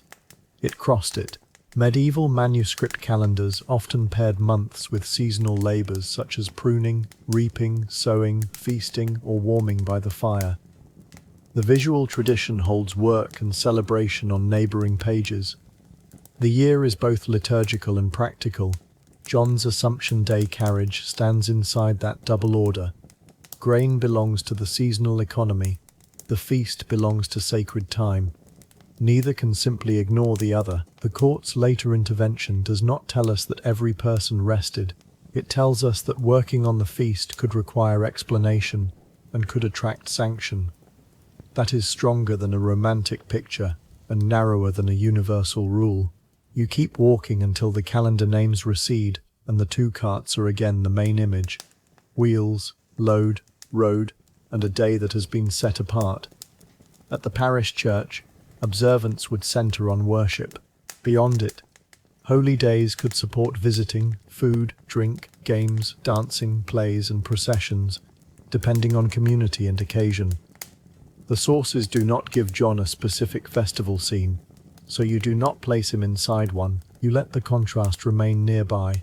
While grain moves, other people may be keeping the feast in recognized ways. A holy day created a social expectation visible enough that absence or labor could be noticed. It also created opportunities for communal time not organized by the manor or shop. Food belongs on both sides. Producing it required labor. Sharing it could become the feast's pleasure. Museum collections of medieval manuscripts show seasonal chores and meals because cultivation, preparation, and consumption structured daily life and leisure together. This is why a clean split between work and holiday will not hold. The meal depends on work done before and after.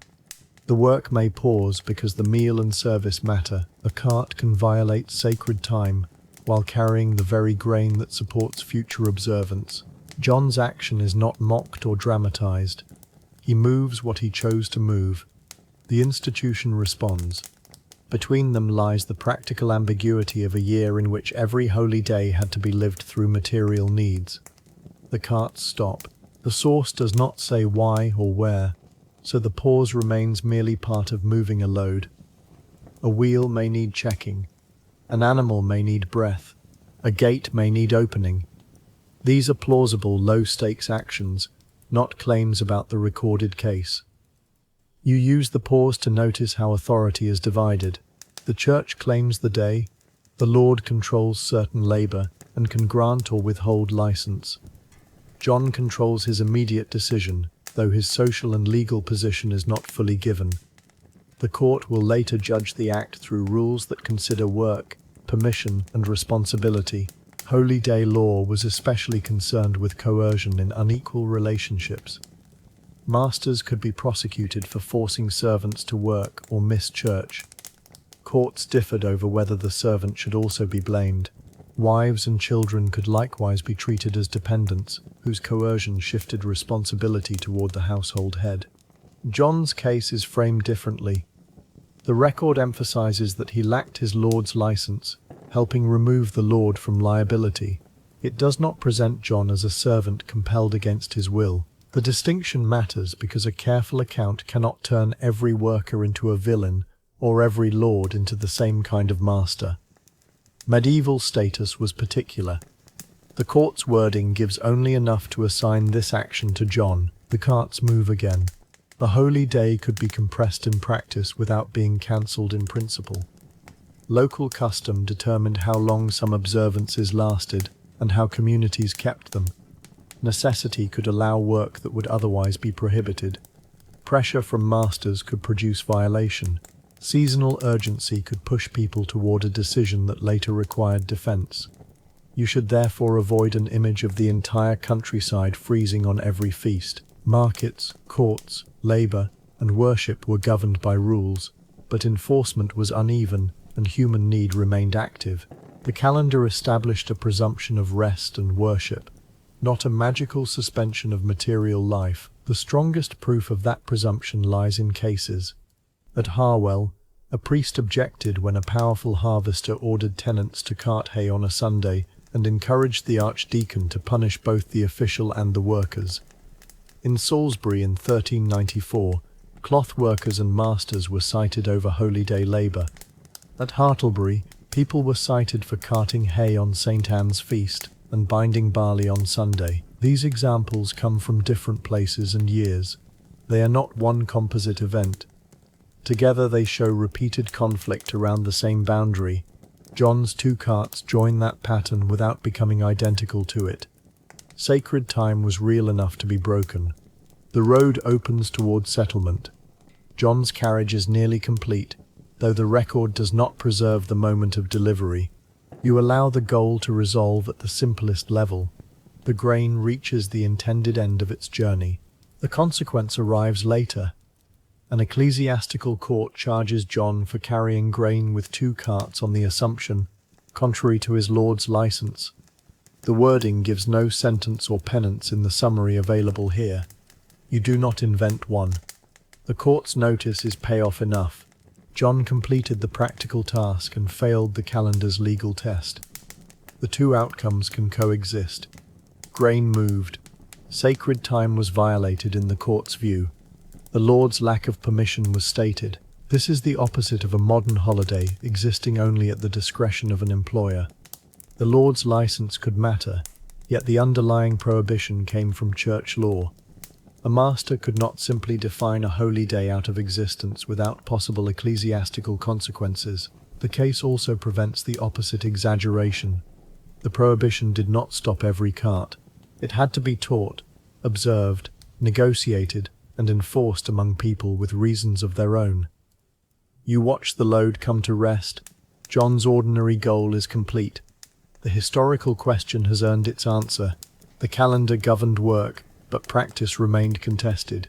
Now the story widens from one charge to the full social meaning of a feast. Religious observance could gather a community in ways that ordinary work divided it. People attended church, visited, ate, drank, watched or joined games, and moved between village and parish connections. The exact form varied, and not every feast became a large festival. You stand near a general parish gathering, rather than claim one for John's assumption. Bread is shared, a vessel passes, conversation follows lines of kinship, work, and neighborhood. The church has supplied the occasion, but the community fills the hours. In a good year, such observance can feel expansive. In a difficult season, food may be plainer and time narrower. The sources support variation and necessity more clearly than a specific story of a lord cancelling a feast for financial trouble. No unsupported claim is needed. Practical pressure could compress observance, provoke work, or send disputes to court. The feast remains visible even when modest. A service attended, a meal shared, or a workshop closed marks sacred time. Full idleness is not required for the boundary to matter. The gathering thins gradually. The calendar has structured the day without dictating every gesture. The named feasts also gave the year memory. People could place rents, journeys, fairs, harvest stages, and family events in relation to saints and seasons. A feast name carried more than a day number. It carried worship, story, and expectation. You need not claim that every rural person owned a written calendar. Bells, parish practice, sermons, seasonal repetition, and communal knowledge made the sequence public. Manuscript calendars preserve the formal lists, often in books made for wealthier users, while court cases show the rules reaching ordinary work. The year 1200 list is useful because it gives concrete names without pretending to represent every parish forever. Easter falls on a date specific to that year because it moves. The list's roughly 50 principal feasts offers a real snapshot, not a universal annual template. But there, John's Assumption case, more than a century later, shows one feast continuing to regulate action. The chronological gap should remain visible. You do not merge the sources into one day. You use the earlier calendar for density and the later case for enforcement. The result is careful but not thin. Medieval time was named, repeated, and institutionally protected. It was also locally adapted and sometimes broken. The parish meal ends, vessels are gathered, the next working day waits beyond the observance. The economic meaning of the feast depends on position. A customary tenant may be relieved of labour service. A hired day labourer may lose an opportunity to earn. An artisan may close a shop while still preparing materials at home. A servant may depend on whether a master respects the prohibition.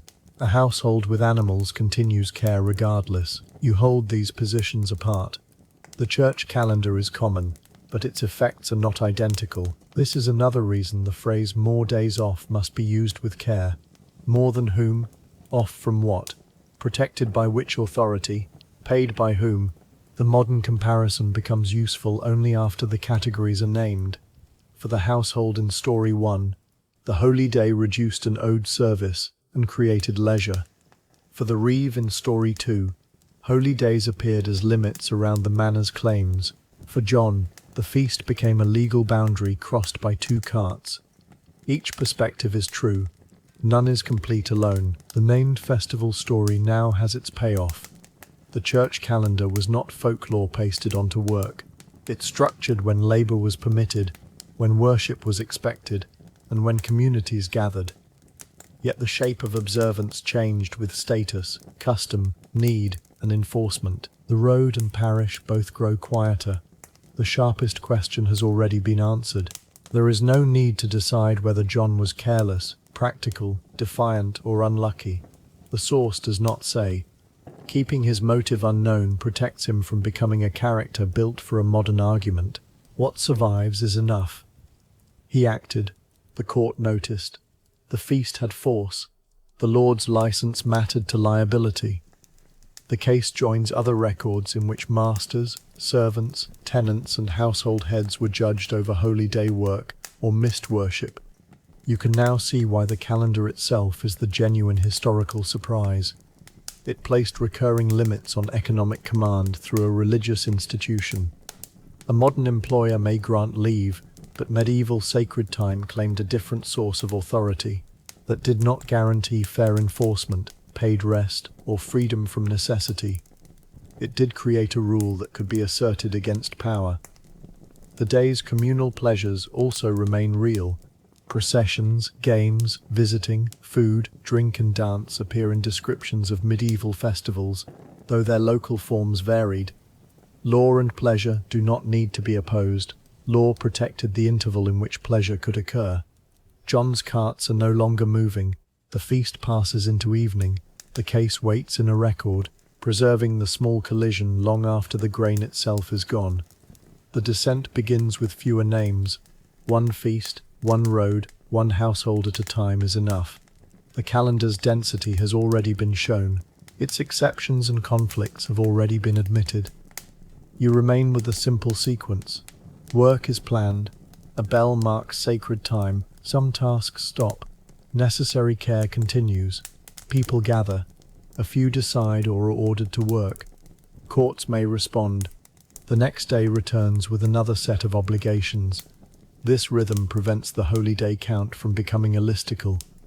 Human action continues through it. Someone closes a workshop. Someone unharnesses an animal. Someone carries bread. Someone decides that grain can wait. Someone else decides that it cannot. The sources rarely preserve all those decisions in one place.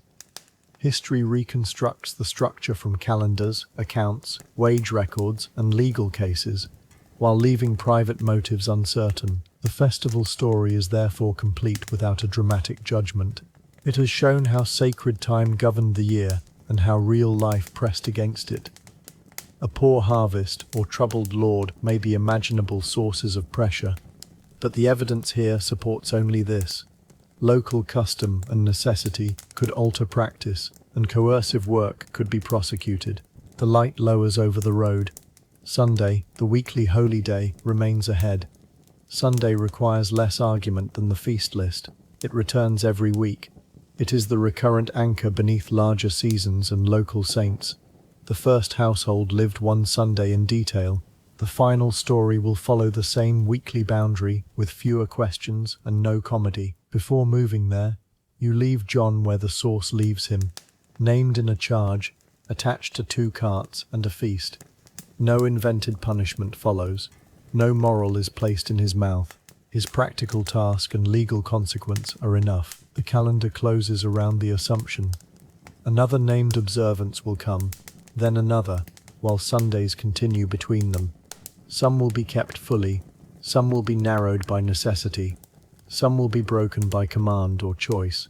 The institution remains visible through all 3 possibilities. The parish household prepares for the ordinary weekly return. Animals are fed before the bell. A door is closed. The Lord's field waits. The pattern resembles story 1, but the final movement will not reopen the title debate. It will settle on the uncontested part. You step away from the carts. Their wheels have stopped. The next sound is the plain Sunday bell. The Assumption story has offered 4 evidence beats and no more. First, the calendar names many feasts across the year. Second, canon law expected worship and prohibited ordinary labour. Third, local custom and necessity shaped observance. Fourth, court cases show both coercion and enforcement. You carry those facts forward without adding new ones. Their order matters. The list establishes density. The law establishes authority. The exceptions establish realism. The cases establish practice. John's place in the sequence is modest and secure. His 2 carts keep the history from floating into generalization. A person did a thing on a holy day, and an institution responded. The communal meal keeps the other side visible. Sacred time was not merely a ban. It made room for worship and gathering, although exact customs varied. The year gained social shape through repeated observance. Nothing in the story proves that a medieval household had 5 months of leisure, that every feast stopped all labour, or that sacred rules always defeated economic pressure. It proves a denser and more defensible claim. The day is allowed to end. Grain is no longer moving. The parish has finished its observance. The next story begins with no named defendant and no disputed feast, only the weekly day that returns. Evening closes the road. The cart tracks remain for a while, then become part of the ordinary surface. No new fact is needed to bridge them into Sunday. You hear the bell as a repeated measure rather than a single event. It called the first household. It stood behind John's legal problem. It will call the last household without sharp conflict. The telling can lower because the central work is done. The title has been answered. The manners records have been interpreted. The feast calendar has been given authority and limits. What remains is the simplest truth. Once each week, sacred time interrupted ordinary demands. while the household continued to care for itself. The final story will not search for a surprising number. It will follow a family through morning, church, food, rest, and evening animals.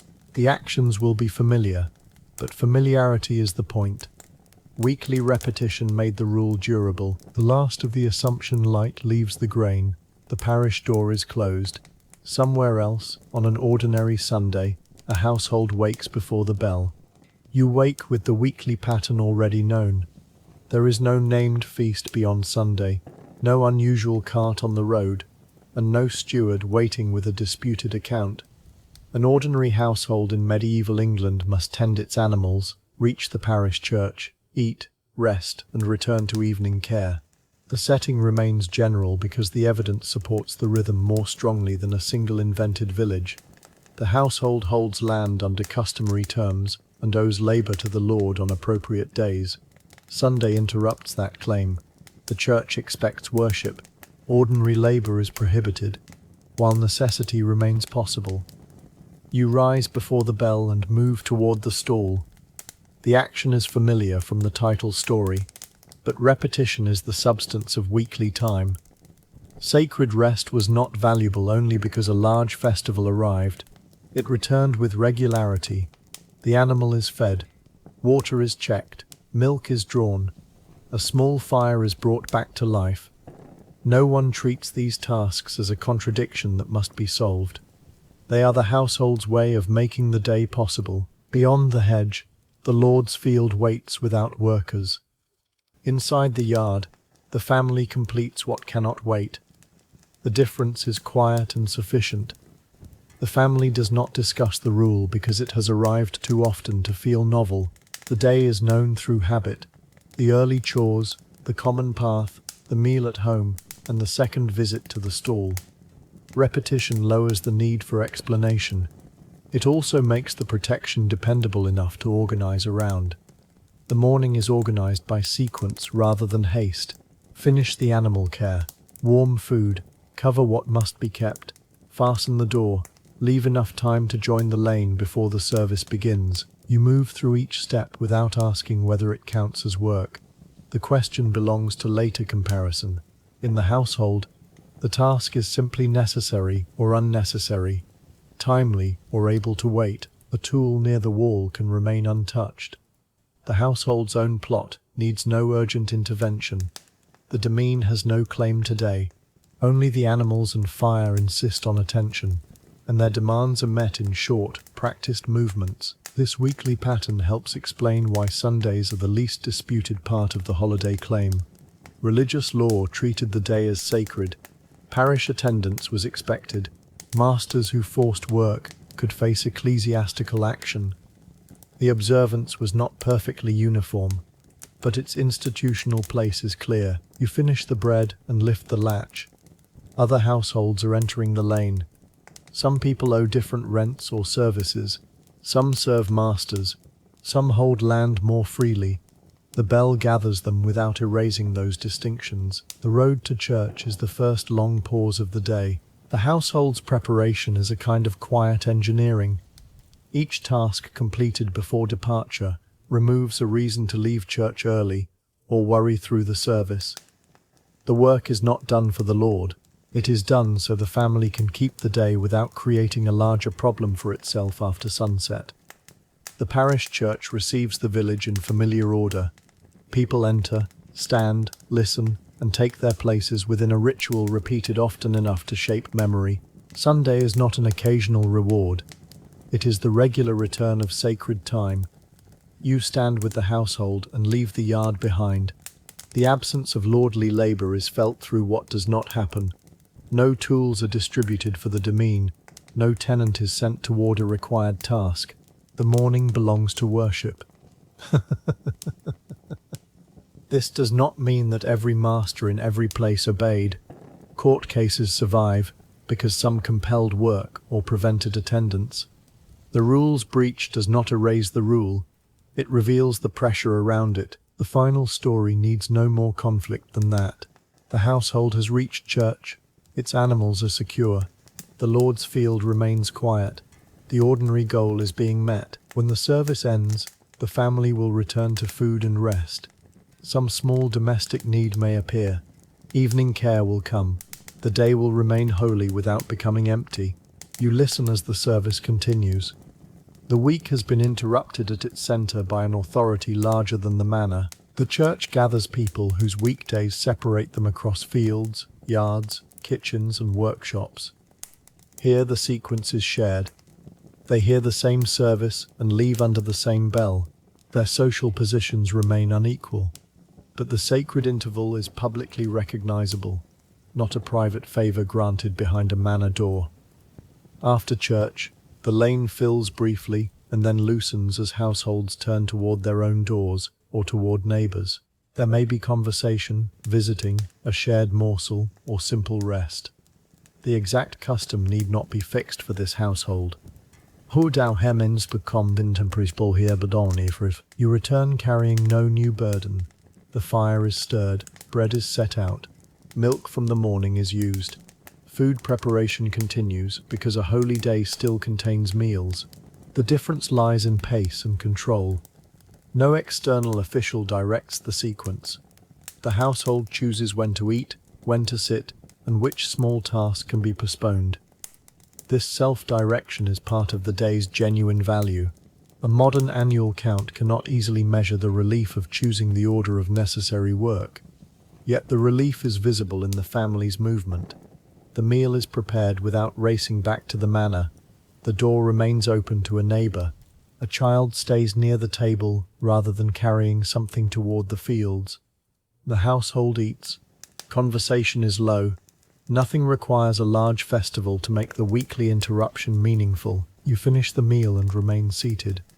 The next necessary action is not yet due.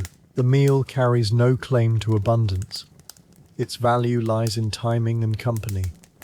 The family can eat while daylight remains and can stay at the table after hunger has eased. A workday meal might be fitted around another task. This one becomes the central action of the hour. The demesne lies beyond the village, as a place of potential work rather than present command. On other days, customary service may pull tenants there. Today it remains part of the landscape. Was Ahamion Hamendurfrust Mulfurf? You can hold the title's answer in this single image. The field exists, the obligation exists, the tenant exists, the summons does not. Was Ahamion Hamilton Tunbo? That absence is not equivalent to complete idleness, but it is a form of freedom. It protects a block of time from someone else's claim. Repeated every week and joined by other holy days, the block becomes historically striking. The household uses it without ceremony. One person rests, another checks a garment and decides the repair can wait. A child steps into the yard. The animals settle after feeding. The room contains no overseer and no account. No claim is made about happiness across an entire life.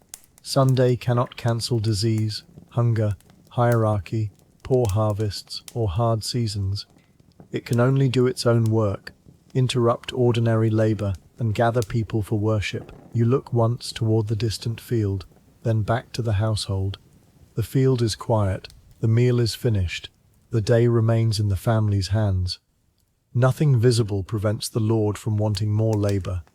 The restraint comes from the calendar, custom, and religious law. That is why the quiet field matters. It is not empty because work has ceased to exist. It is empty because one legitimate claim has been held back for the day. Time passes through familiar household sounds. A vessel is moved, bread is covered, a door shifts in the air. No new question enters. You remain near the threshold while the family rests. The weekly day does not need to be filled with entertainment to count as leisure. Rest may be conversation, stillness, visiting, worship, or the absence of a commanded journey. The animals continue their own quiet routines. Their care has been completed for now. Evening will bring another round, and the household knows it without watching a clock. This is the true and uncontested core of the question. Sundays were sacred. Ordinary labor for lords or masters was restricted. Church attendance was expected. Necessary household and animal work continued. Everything else is scale and interpretation. How many additional feasts were fully observed? How many labor days did a tenant owe? How many wage days did a laborer work? Those questions require local and methodological caution. Sunday itself returns with less uncertainty. You do not need to calculate the year. 1 week is enough to show the rhythm. Work, holy interruption, household care, and return. The family does not need to defend the afternoon with a dramatic use. Time can be valuable when it is merely unclaimed. A person can sit, speak, listen, or remain silent.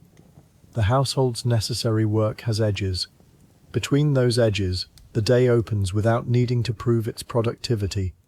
A neighbor pauses at the door, a few words are exchanged, then the visitor moves on. The brief contact belongs to the day's social space. Work on the manor would have separated the households into assigned tasks. Sunday allows a different pattern of meeting. You do not add a procession or game, merely to keep the scene busy. The title story has already shown communal pleasure. Here the descent depends on smaller actions. The household shares what remains from the meal. A cup is passed. Someone asks whether the animal was settled. The answer is yes. The day off is therefore not a blank square. It is a change in ownership of time. The family still answers necessity. It does not answer the Lord's field. That phrase must remain bounded. A servant under a coercive master might experience the rule differently. A free tenant has different obligations. A town artisan faces another economy.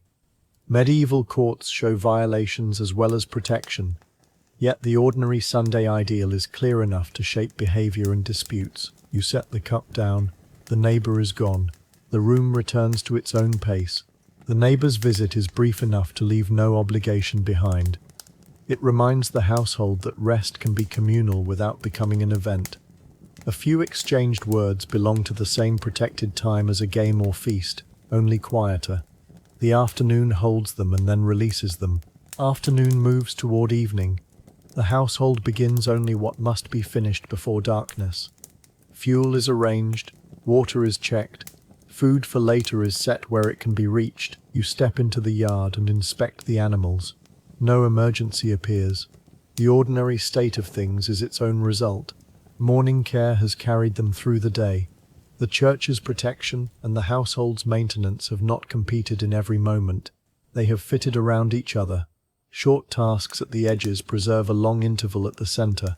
This arrangement explains why calling Sunday a working day is as incomplete as calling it idle. The categories overlap because medieval household production and religious observance overlap. The family can rest and work within the same date without contradiction. The Lord's ledger would see no service. The household sees a completed day. A later wage series may see nothing at all. Each perspective remains partial. You close the pen and stand for a moment in the lowering light. Evening care is near, but there is no need to hurry toward it. A loose object is put back in place. A small amount of water is carried. The family does not begin a task that can wait until morning. Judgment, rather than total inactivity, preserves the interval. Necessary work is completed. Optional work is left where it stands. The final milking begins. The pail is placed. Hands repeat the practiced motion. The household does not regard this as the defeat of Sunday. It is the condition of keeping an animal. You stay with the action and let the larger argument recede. Milk gathers. The animal shifts once. The door remains open enough for the last light. No master has compelled this labor. No wage is paid. No manor account needs to enter it unless the animal belongs to the estate or a transaction touches the Lord's interest. The work belongs to the family's own subsistence. This is the line the popular claim crosses too quickly. A day free from service can still contain labor. That labor does not erase the day free from service. The pail fills. The family will use what it can and preserve what it can. Tomorrow's routine will begin from this evening's care. You rise and carry the milk inside. The day has given the household worship, food, company, and rest. The animal has received what it required. Nothing more needs to be proved. The motion at the stall is steady and known. It asks attention without demanding thought. The household's day narrows toward this task, then will widen briefly into the last meal and preparation for sleep. Sacred rest has survived because the task is contained, not because it was absent. Inside, the milk is covered and the fire is made safe.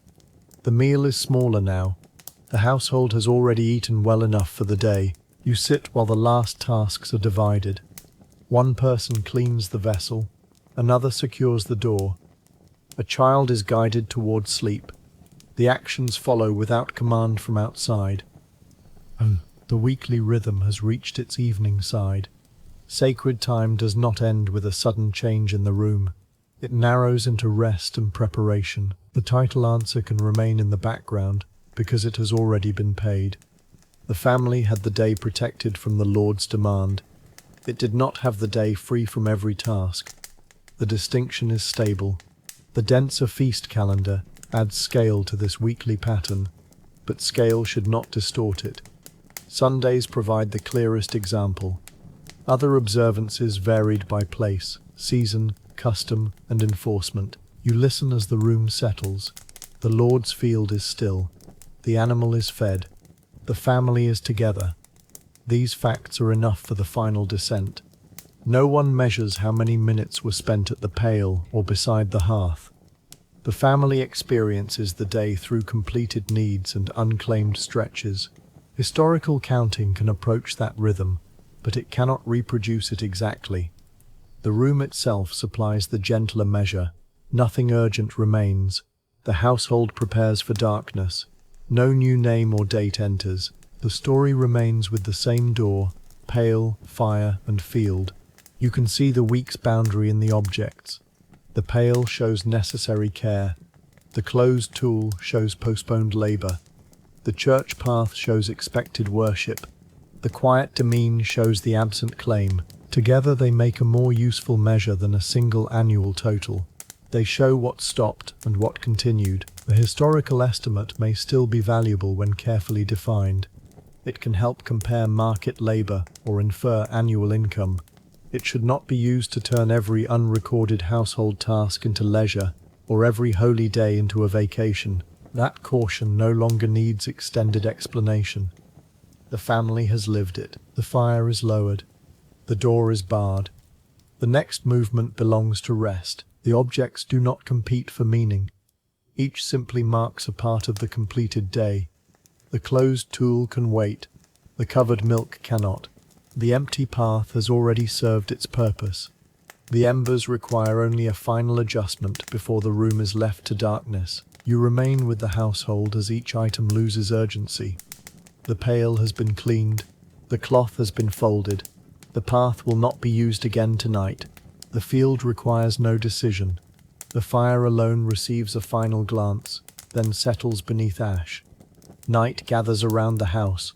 The Lord's estate continues beyond the walls, but its claim has not entered this day. The family is tired from ordinary maintenance rather than from a full day of demesne service. That difference is modest and real. It does not require a claim about overall well-being. You remain near the embers. The weekly holy day has done what it could do. It protected worship and rest from ordinary external labor. It left necessity in place. Tomorrow may reopen the account of services.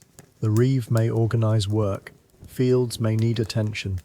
None of that changes Sunday after it has passed. The household has kept the day within its means. Food was used carefully. Animals were tended. Time was shared. No further historical question remains open in this story. The family has not won anything permanent from the manor. Sunday is not a release from status.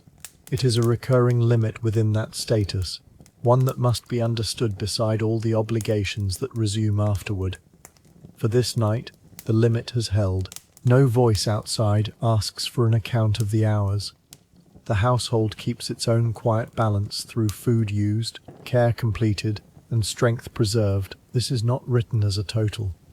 It is felt in the absence of unfinished need. The church bell is silent now. Its work was done in the morning. You recall the lane without leaving the room. Doors opened. Households joined the path. The manor's different statuses walked under the same weekly call, though their obligations differed. The service ended. The lane loosened.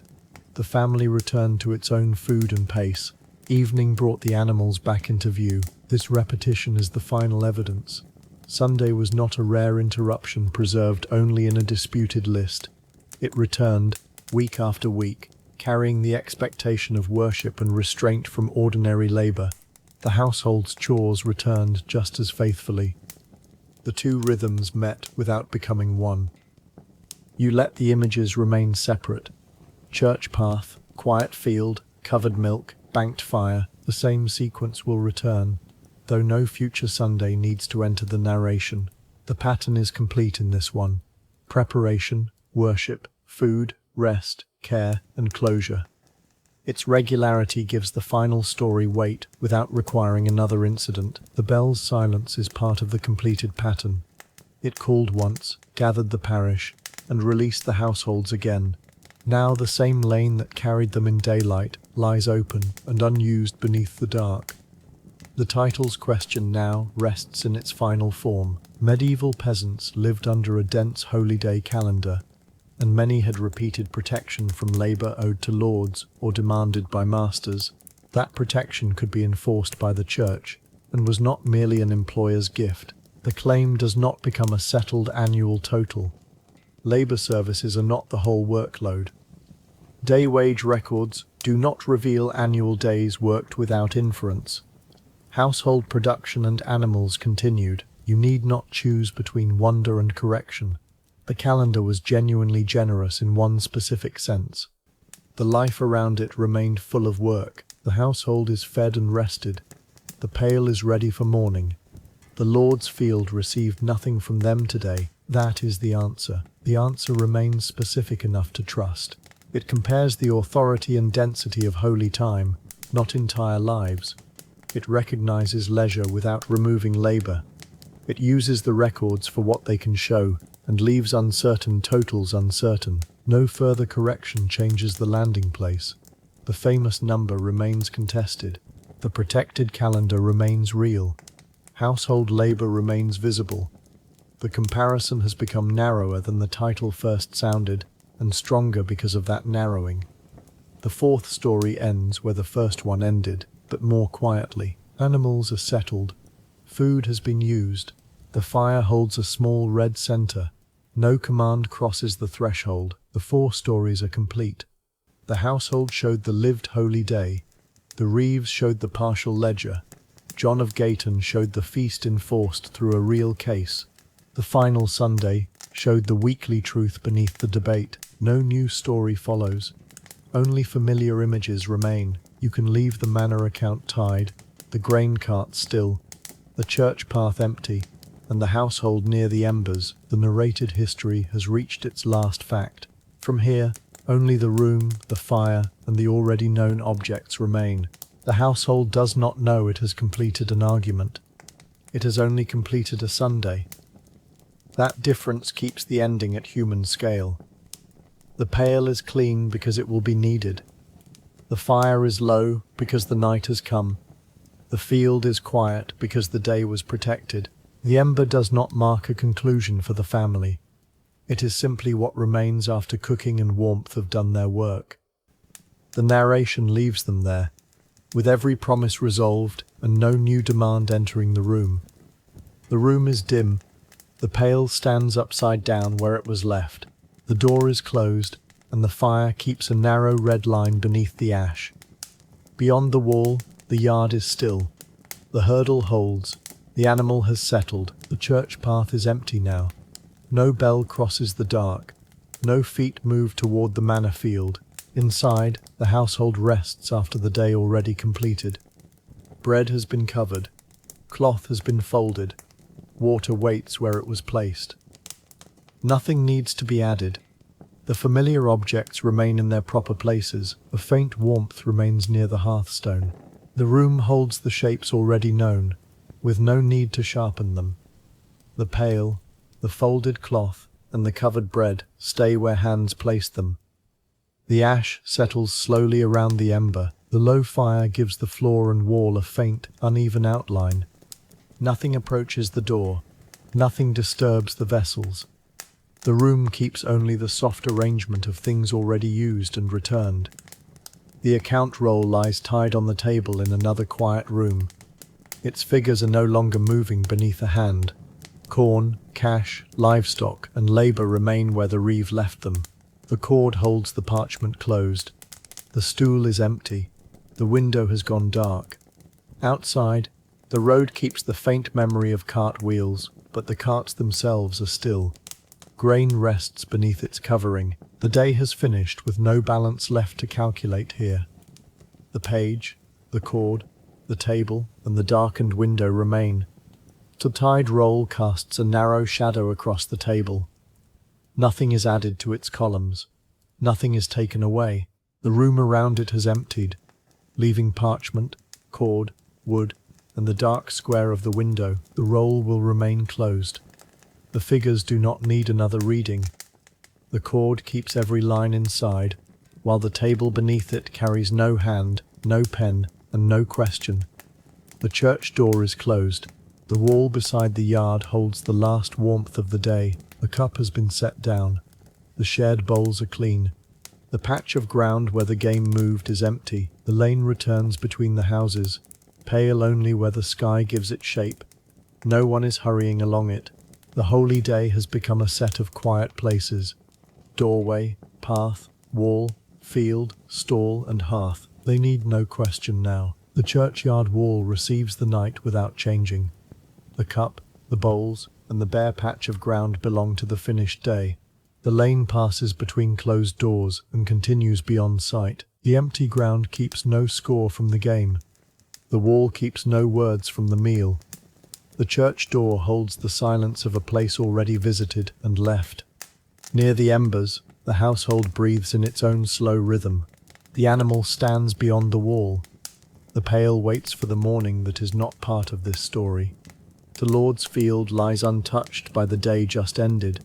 The church path lies empty. The roll remains tied. Each image has already given what it carried. None asks for another answer. The red centre of the fire lowers beneath the ash. The room grows darker around the familiar shapes. The familiar images rest without joining into another sequence. The stall is quiet. The table is clear. The road is empty. The account is closed. The field lies beyond the hedge, unchanged in the dark. No image asks to be followed. The pail stays by the wall. The carts stay beyond the road. The field stays behind the hedge. The ember stays beneath the ash. The fire remains. The low red line, a little ash, the dark edge of the hearth, the pail, the folded cloth, the closed door, the quiet yard. Farther away, the empty path, the still field, the tide roll, the resting carts. Nothing moves into a new story. Nothing needs to be counted. The room is dim. The household is settled. The last ember holds. The ember gives no signal and asks no attention. It holds its place beneath the ash. Around it, the known room remains, with the last shapes softened and still. There is only the last warmth and the familiar dark around it. The closed door, the quiet yard, and the still room remain together until the ember lowers again.